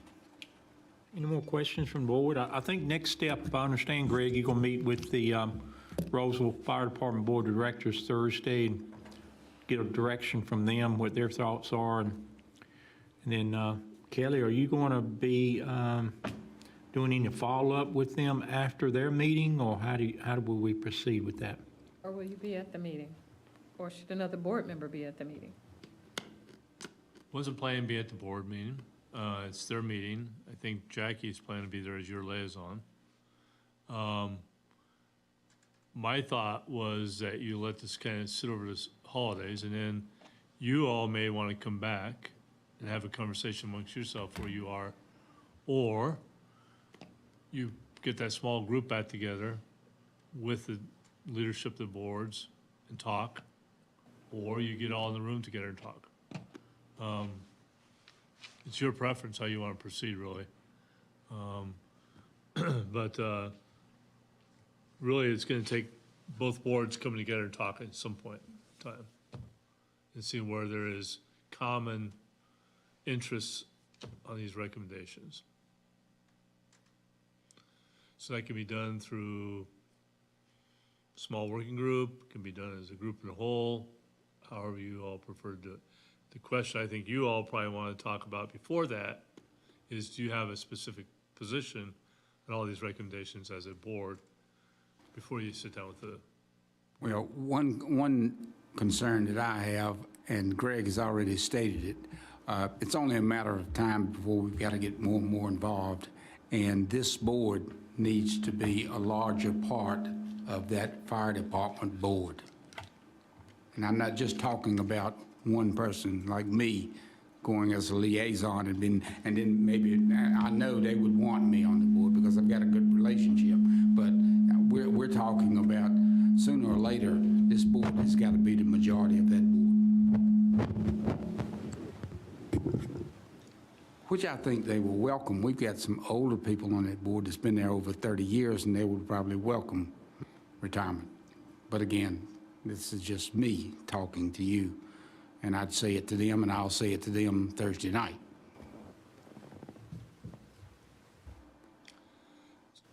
It's always my preference that if the board has positions on these, you eventually take those and you give guidance to a small working group to let them work through it for a moment and then come back and report out, because I think working in two large groups makes it more difficult, but I do think whoever you as a board want to designate to help move this along on your behalf, you probably all need to give that person guidance on these recommendations, or however you want to proceed. Whether it's myself, members of your body, or your entire body, how you want to proceed. I'm anxious to see how they respond to this report on Thursday night, where I can report back to you. And then I think we do need to develop a plan. I think it makes sense for another board member to be there on Thursday, if that's okay. Yes, and I'm sure they would welcome. You want to come? Free meal. I just want to say something as well, though. We definitely need to have some conversation about this because I see conflicts between the full-time employees and the volunteers throughout this here report. I think that's important that we understand what that conflict is. And almost every other page, you're saying the town doesn't know. What was it? The town doesn't understand the fire department. And I agree with that. We don't, because that's not what we do. But to get a better understanding of that, there needs to be a lot more conversation.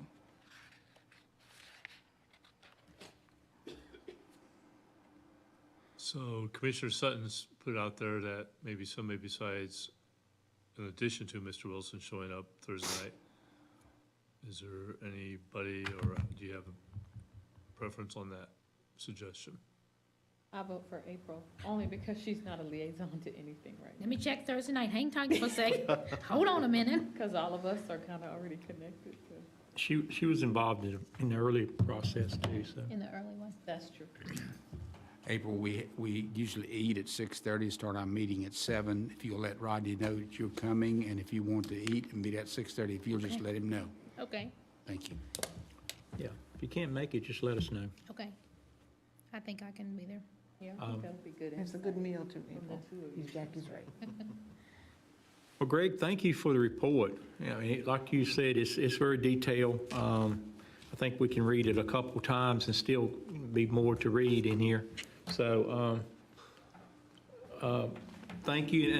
Are your work finished, or do you have other work for us you're going to do for us?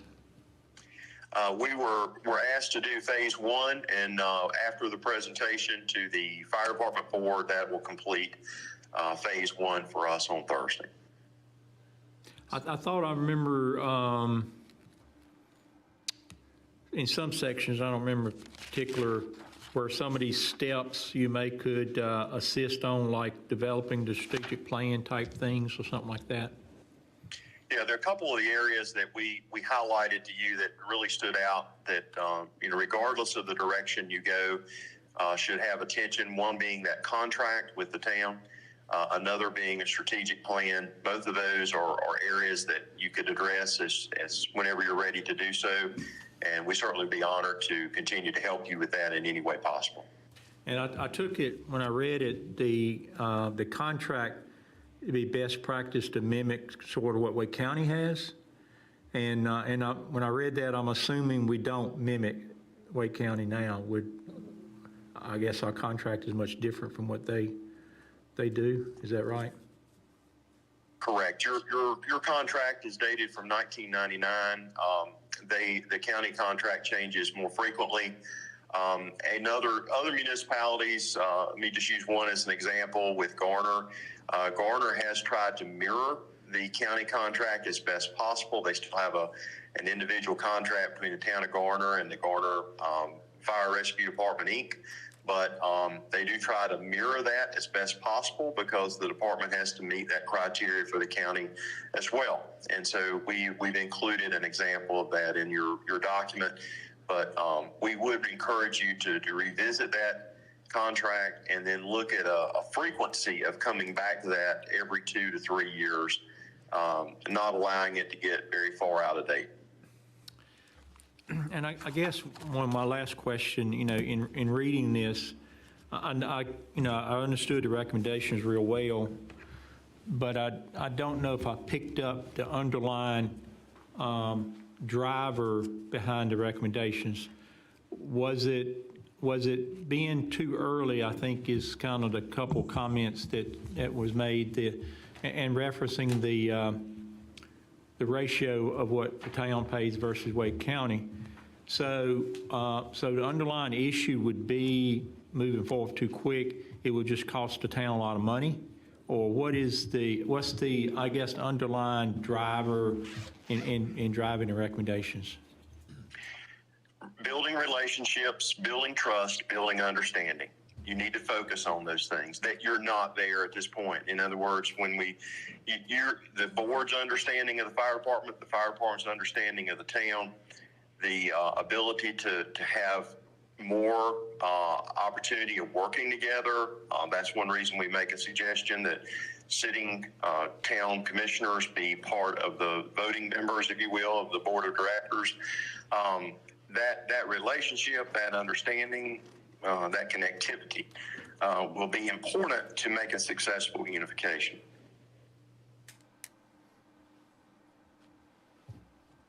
I think that was the only questions I had about the board. Anything additional?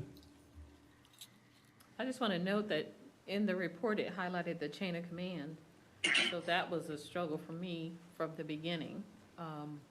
But I am curious, based on Paul's question about the liability, the LTD cost liability, is that something that you could help us with going forward?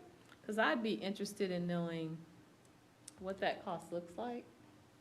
Is that line of work? Was that question for Greg? Yes, that was Okay. for Greg. So I want to make sure I understand the question. The long-term disability cost, is that something, or do you already have some charts on cost for that?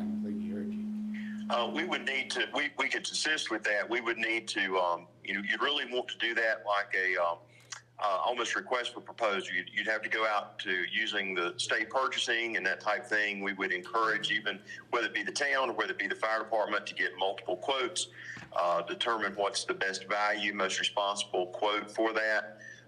It is available. It's something that you could do. We'd be glad to assist doing that.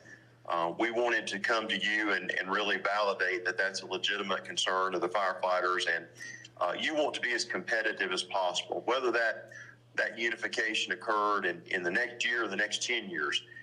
You want to be an employer of choice, whether it be the town or it be the Rolesville Rural Fire Department. You want to have the best and brightest firefighters possible. So that's really a missing piece for you today. And that's something we feel like you could do in a short term. We would be honored to assist with that, but it would need to work with the purchasing staff there with the town or with the fire department to make sure that was procured appropriately. Gotcha. Thank you. I'm good. May I follow up on that? Greg, my study of Wake Forest and Nightdale's conversions, the biggest cost of that was the conversion of buying the employees into the retirement system. Isn't that correct? I mean, not only the payroll, but then there's also, you have to go through the exercise of making sure you buy the folks in to the pension plan. Is that correct? Well, you are, the current fire department employees do have a dollar amount that's going into not a direct or a defined benefit, but a defined contribution plan. So you are already providing some of that. If your firefighters became members of the Elder system today, they would have to start new in the Elder system. So as an example, with Wake Forest, we assisted them with that endeavor. So in July 1, if their firefighters had not previously been in the retirement system, they started new July 1, 2020 in that system. And so they will have to work in the system 5 years to vest in the system. But there is a required employer contribution to that Elder system. Right. and it actually is incrementally escalating up to make some adjustments that are needed. So that is a significant expense. The good news is that Rolesville is putting money into a defined contribution program, so that delta is not so great at this point. Yeah, thank you for clarifying that. Appreciate that. That sounds expensive. Any last questions? Did I read somewhere where they said the retirement package with the county was better than the towns, or the benefits package? Did you see that? Say that again, Max. You'll have to repeat. I'm sorry, I can't hear I you. thought I read somewhere in here where they had stated that the county had a better package than the town. Was that medical? For health Yes, ma'am. insurance. We did a comparable Okay. because you do have a Wake County employee that has served at Rolesville a number of years. And so because of Wake County's size with over 3,000 employees, some of their healthcare costs, we outlined what the healthcare costs were for the fire department as a private nonprofit, what yours as the town is for your current employees, and then we gave a comparison of what your county employee cost, like for family coverage and health coverage, what that amount is, just so that you could see the differences in those three situations. Okay, thank you. Okay. Amy? Let me ask one more question. Okay. I know the EMS has been pretty much centralized where Wake County is taking over EMS services for the entire county. Do you see where Wake County, the fire department, would do the same thing in the near future? So it has been the desire from Wake County government for a number of years to empower, enable, if you will, municipalities as much as possible to provide fire protection for the town, and then for the county to contract with the town to serve the unincorporated area. If you look at how that's happened over a number of years, Holly Springs, Fuquay, Apex, different areas of the county that have shifted to that model. That's been a model since the mid-90s that the county government has desired to have in place. Outside of that, what you're seeing in Wake County is unification of other departments that are remaining as private nonprofits. So you see that happening with Eastern Wake, Northern Wake as an example.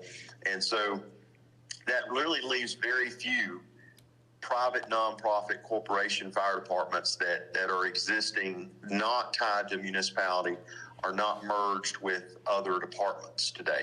Hey, Greg, I yes. think the question was about EMS. No, I know the EMS. I was thinking, would there come a time when Wake County would take Rolesville, and take all of the municipalities, and all the municipalities would be Wake County fire departments, not individual municipality fire departments.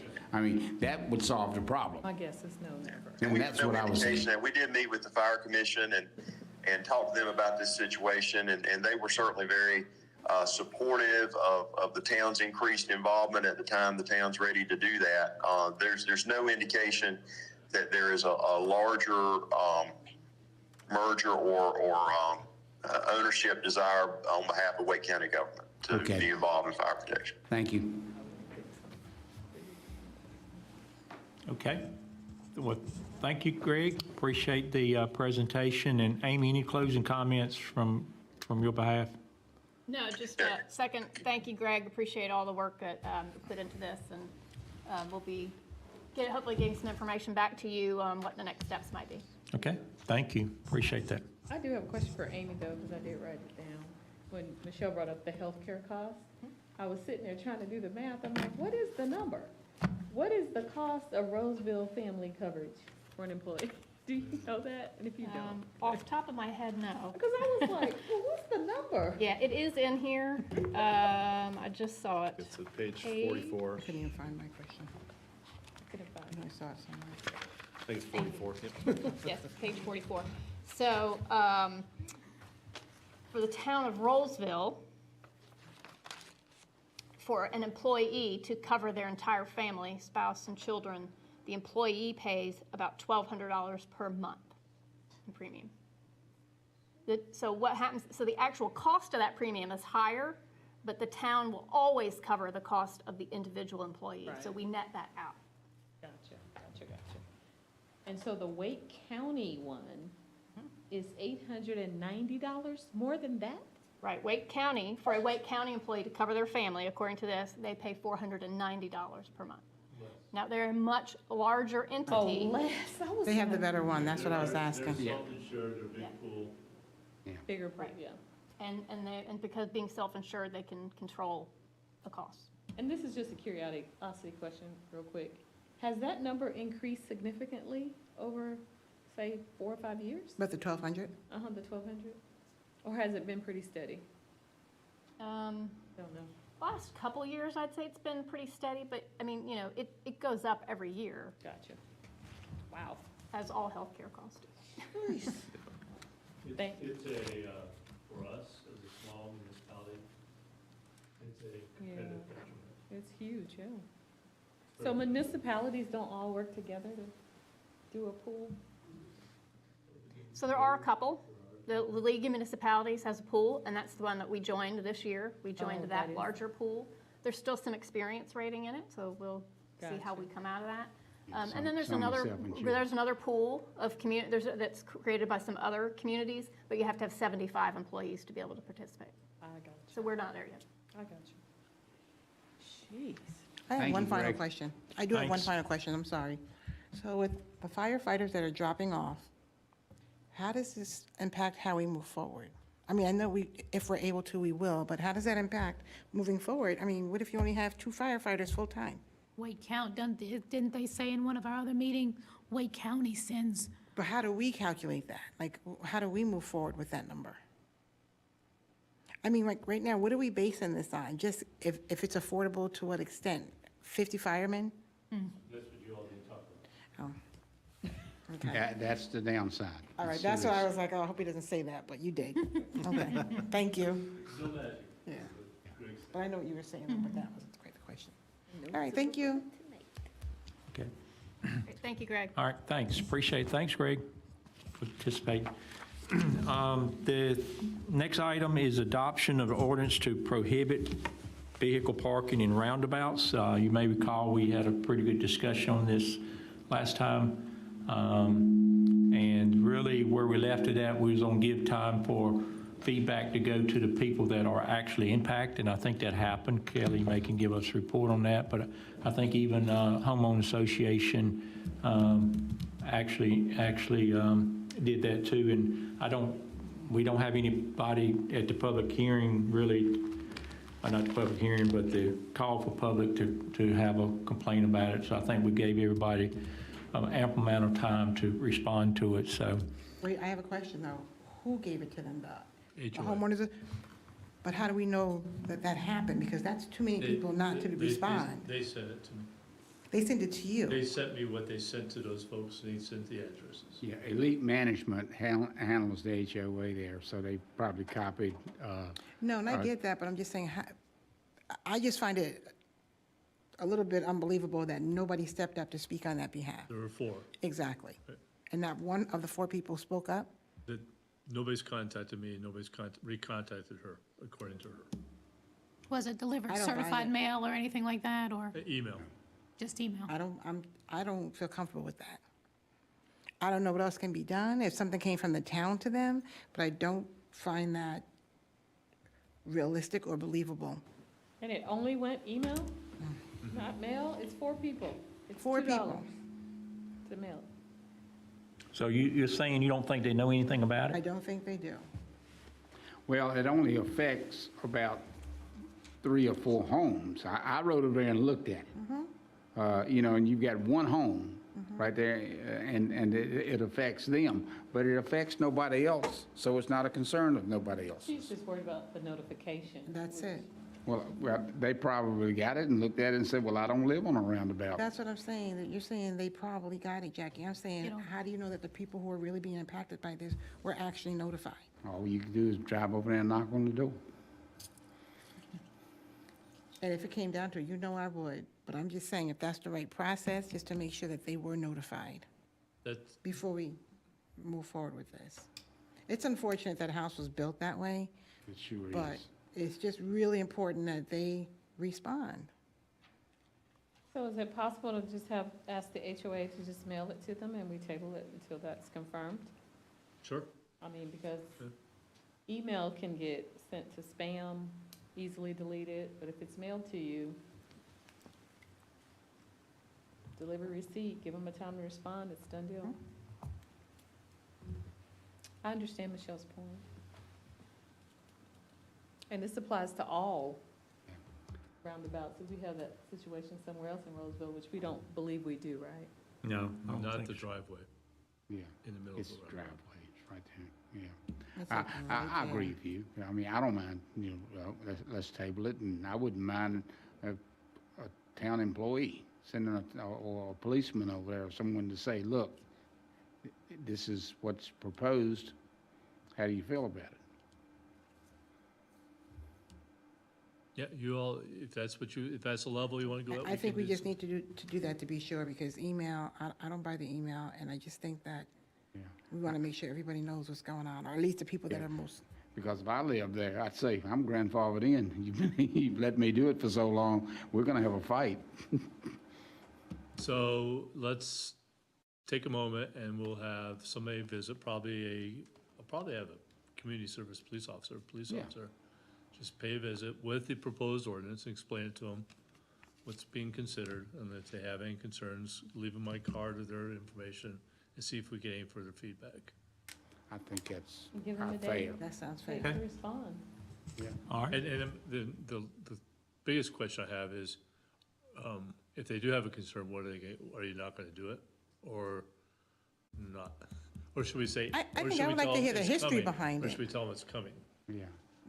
yeah, I think that's the second piece, they saw it coming, because really, really it's no different parking in an intersection. Yeah, I really. was gonna say, it's an intersection. so It's not a good situation. It should not happen. I think the whole thing is the communication, making them aware and making sure Yeah. that we know as a town that they're aware, not by word of mouth through the HOA. Okay. Yeah. I think that's Gotcha. So then fair. when, we'll know they know when that for sale sign goes up. But I'm hoping that doesn't happen though, So let's because they're not put- parked there all the time anyway. Yeah, let's put this back on the agenda. Now, I don't go through there much. Are you seeing cars parked in that? When I went over I there, it used was to. about 3 o'clock, well, twice, because I'm tutoring a child. But like 3 or 4 o'clock in the afternoon on a weekday, they're not parking there. They I've wa- never seen a car parked there. I think it's just been, I had not had a complaint since this all happened. I think it was potentially a rare few times, but I'm just assuming that too, so. When my daughter used to go to high school and she would go that way, and sometimes I would go that way, I think I saw a car parked there once, and a school bus was coming around the corner. And that's what made me notice it. But I've never seen it since. But I don't travel that way that often anymore. I can't imagine they think it's a very safe situation either. So we'll do some continued diligence and we'll get back to you soon. Okay, thank you. Might have had a pre-COVID party. Yes. Okay, town attorney, any report? No, sir. All right. Town manager? I only have one, and this came from Commissioner Sneed. There was interest from a Wake Forest commissioner to have further discussion on the transit study.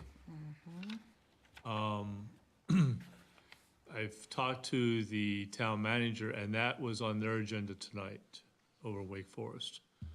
The recommendation from the town manager was to wait, per our original thoughts, and see what would happen over the next few months through either budget or other opportunities. Commissioner Sneed and I do not know, since they're meeting at the same time, if this became an item with the Wake Forest Board and they decided to follow up on that commissioner's lead or not. But if they did, I want to let you know that you may have a request to meet on that soon. It needs to happen like now. The grant is due very shortly. But I don't have the answer, so I will, as soon as I find out, I will let you all know what happened at Wake Forest tonight.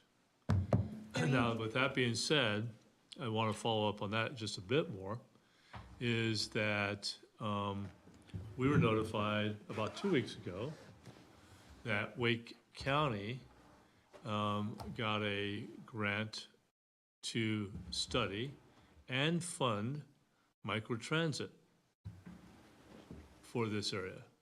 And the area is Rolesville, Wendell, and Zebulon.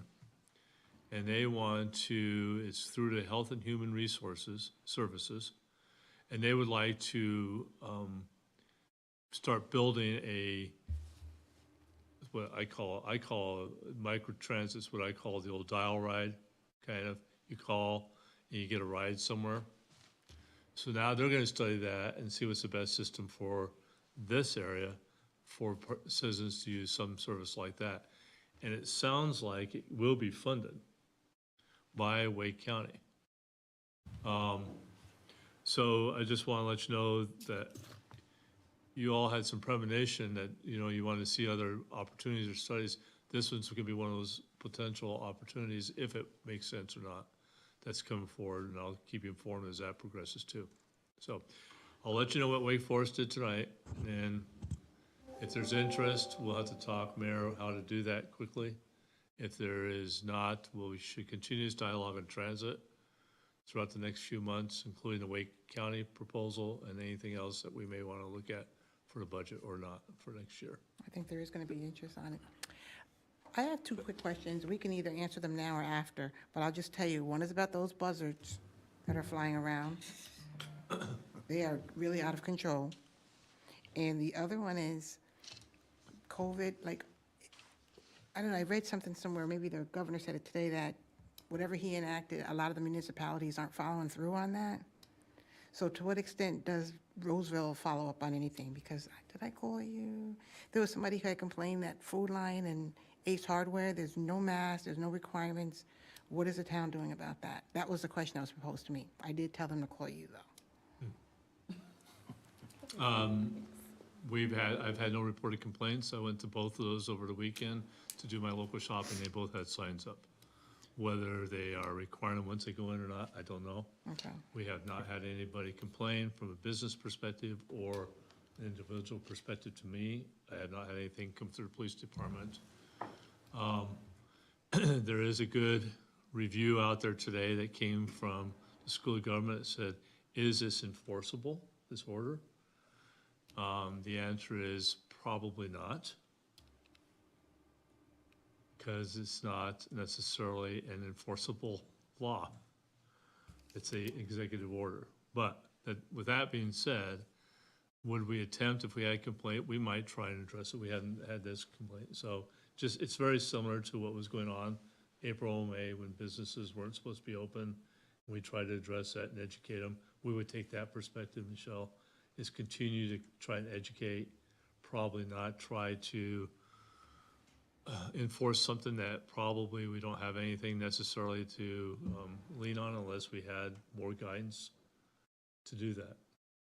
Okay. On the buzzards, we could, if you are so inclined, spend some money to bring USDA to help remove them. My perspective on that is if the businesses over there don't care. Okay, this is not the businesses. This is the original one I told you about. It looked like something out of Alfred Hitchcock, The Birds, when I went there. It was really bad. Where? Cedar Lakes. Is that Virginia Water Drive? Up there again? Yeah, There. it was awful. Yeah, okay. I'll have to take a look at that. I think they feed behind the shopping center, though. Yes, and I think that one has gotten a little bit better. I think if you quit feeding them, they may. Because- Well, and we've contacted all the property owners over there and. But they do migrate around town. I saw them over there at the new daycare center on Rogers Road a couple of weeks ago. They took over that place, but, And they're even going as far as sitting on top of the big, are they Yeah. street lights, I guess? Like vultures. but if you, behind the shopping center is where they live, I think. And I have pictures too. So the USDA has evaluated the group behind the shopping center and said if it's a concern of ours, they would come in and help alleviate that concern for a cost of about $1,500 to $2,000. I don't know. I don't know if it's going to eliminate what you're seeing or not, but it would potentially help. I say What would they do potentially. to them? Capture them? Or? I did not ask that. Better to not know. Yeah, because I'd be concerned if we spend $1,500 to $2,000 and then just move to someplace else, another part of town. I'd like to know what their plan would be. You know, what someone said to me was that the person who bought the house across the street from them, her complaint was that she didn't know Rolesville had this problem. Had she known, she wouldn't have moved here. Yeah. So that's serious. I don't know if I'll say affirmation or what, but that's something serious that you don't want that getting around town, that we are home of the birds. All right, thank you. So do you want me to keep on? Yeah, You see- find out some more about how to get rid of them. Let's do a little bit more legwork on that. And there was an article that came out, I'm not sure if it happened in Bunn or Dunn, I get those names, those towns Yep. confused, but there was a big write-up about that, and I do have it, I can send it to you. Yeah, and USDA does that service, and it is costs. I think they eliminate them, Mayor. I think they take care of them and eliminate them. But that was just for that group right there. If there's larger groups elsewhere, I don't know what, they'd have to come out and evaluate the areas and give you a price for each one, I think. So you think there are multiple groups of them? I don't know. They may split up at times, but I think I've seen them all in one big group before. The first time I saw it, I was with you, and we were over at that new development on West Young Street. You know, it was an open house they were having, and they were in the back in the trees, and there weren't as many of them. But it seems like with all the new construction that's taken place, I think they're just moving. They're just traveling to other, because it's wooded areas that they're going to right behind developments. I'll put together a white paper for you all to review and then see how you want to proceed on it. So, I'll put specifically what their process is, what they do with them, and how much it would cost. All right, thank you very much. Okay. Anything else, Kelly? No, that's all I have. All right. Town staff, who wants to go first? Amy? I'll just continue my streak tonight. Okay. Real briefly, in the monthly report that you last received indicated that the receipts for ad valorem taxes, the property taxes, for October was down a little bit from what our historical collections has been. And so given that our collection months are coming up, my note was we really need to keep a close eye on this. So I have some good news for you, and that is the very first week of November, we received a large deposit for ad valorem taxes. So apparently mortgage companies paid all of their portions of the property tax bills at the end of October. So already for November, we are already slightly above our normal collection rate for November. So just a bit of good news I wanted to pass along since it's such an important revenue for us.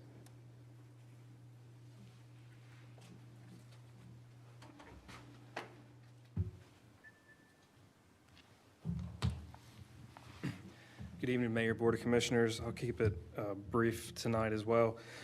Just to give you a heads up, you may have already seen, we do have the street sweeper rented for, I think, majority of December as well. So that schedule's up on the town's website, what streets we'll be hitting on what days as well. We always hit Main Street and Rogers Road every Friday. So those main high traffic areas, always hit those once a week as well. Want to give a lot of credit to Public Works. Staff for getting the holiday lights up and the tree at Main Street Park up for our tree lighting ceremony. Was a little bit of a rush this year with everything being earlier than normal, so I want to give them a lot of credit for stepping up and getting that done. On the Parks and Recreation side, sticking with the tree lighting, I'd like to thank our staff and East Wake TV and all of you as well for helping to participate, and in Sanford Creek Elementary School for putting together the virtual tree lighting. So we try to keep somewhat of the similar layout as we typically do, and I think everything pulled together nicely. So again, I'd like to thank all those folks who are involved to pull that together to keep some kind of normalcy for Rolesville. And finally, just want to update you, I think you may already know, we're doing the Rockin' Around Rolesville. That's where we're going to do something similar to what we did for the Easter, where we had the bunny go around through all the neighborhoods. We're going to do something similar for that on December 19th. That'll start at 10 a.m. So we're looking forward to doing that again. It's just where Santa Claus will just kind of go around and again, we're not having the Christmas parade, so it's just another way of just trying to give some kind of normalcy, especially to some of these families. And we have a lot of young families in Rolesville, so we're just trying to make those rounds and just do something to give some kind of normalcy to the kids around town. So that's what we got going on. Has that been publicized yet, JG? We have just barely. We're just now getting everything detailed, so we're going to start pushing it hard now. Okay. Yes, ma'am. Thank you. Thank you, JG. Good evening, everyone. I just have a couple of quick items tonight as well. At your desks, you'll find the latest North Carolina Economic Development Guide that is shared with a wide audience. If you turn to page 39, you'll see the ad for Rolesville. We were able to get into this year's edition. And so it's just another way we're trying to get the word out about Rolesville. This is delivered to selected targeted economic development experts that are identified by the state's economic development partnership with North Carolina. This goes to all North Carolina Economic Developers Association members in North Carolina and economic consultants across the country, to the General Assembly, the Governor's Cabinet, and as well as, although not as many this year, but travels to all the conferences and trade shows that the state attends. And it also is available digitally year-round. So, and is delivered to all the airports, general aviation airports in North Carolina. So, we kind of did a third of a page this year, but maybe next year we can do something bigger and larger if so determined. But anyway, just wanted to share that. And also, just as it's the end of the year, I wanted to mention the new businesses that opened in Rolesville this past year, or this past 12 or 13 months. I know it's been a trying year for a lot of businesses, so I just wanted to kind of give a shout out to these businesses, and we wish them continued success in the future. And that is Access Physical Therapy on South Main Street here by Team Extreme, Black and White Coffee Cafe, CBD Connections, Sip Noshery, and then also Language Express Drop-In Childcare, which is right here in Town Circle with us. And that's it for me tonight. Thank you. Thank you. Hey, Dave. Good to see you. Good seeing you, sir. We have no report for the police department. I just wanted to step up and say I hope everybody had a great Thanksgiving, and good to see everybody. Thank you. Welcome aboard. Thank you, sir. Okay, no more reports? How about from the commissioners? You got any last comments? All right. Can you believe I have nothing to say? Yeah, that's right. Oh That's my right. God, let's keep it that way. I think we have one more meeting before the holidays. We still got the second meeting on schedule, Kelly, so we are going to have that one. Yeah, it's going to be a pretty long one. Just to highlight, I want to go through that, if you don't mind. Yes. Take advantage of your, Yes. that'll feature the text amendment for the mixed-use downtown use and the organizational assessment. Also anticipate going to executive session, and I'll probably talk to each one of you individually a little bit about potentially looking at a land offer. So we're going to talk about that in executive session, and then probably personnel following the organizational assessment. So we'll do the organizational assessment and then maybe come into executive session and talk a little bit more about personnel. So that's all I have for the 15th, but it will be a pretty good sized meeting. Okay. We end the year up with a bang, sound like. So, thanks, everyone. Appreciate the question. December 7th? Is that all of us or no? Yes. Yes, you all got the invite to join at Yeah. 9 a.m. I wasn't on the original invite, so I'm just not knowing what is happening tonight.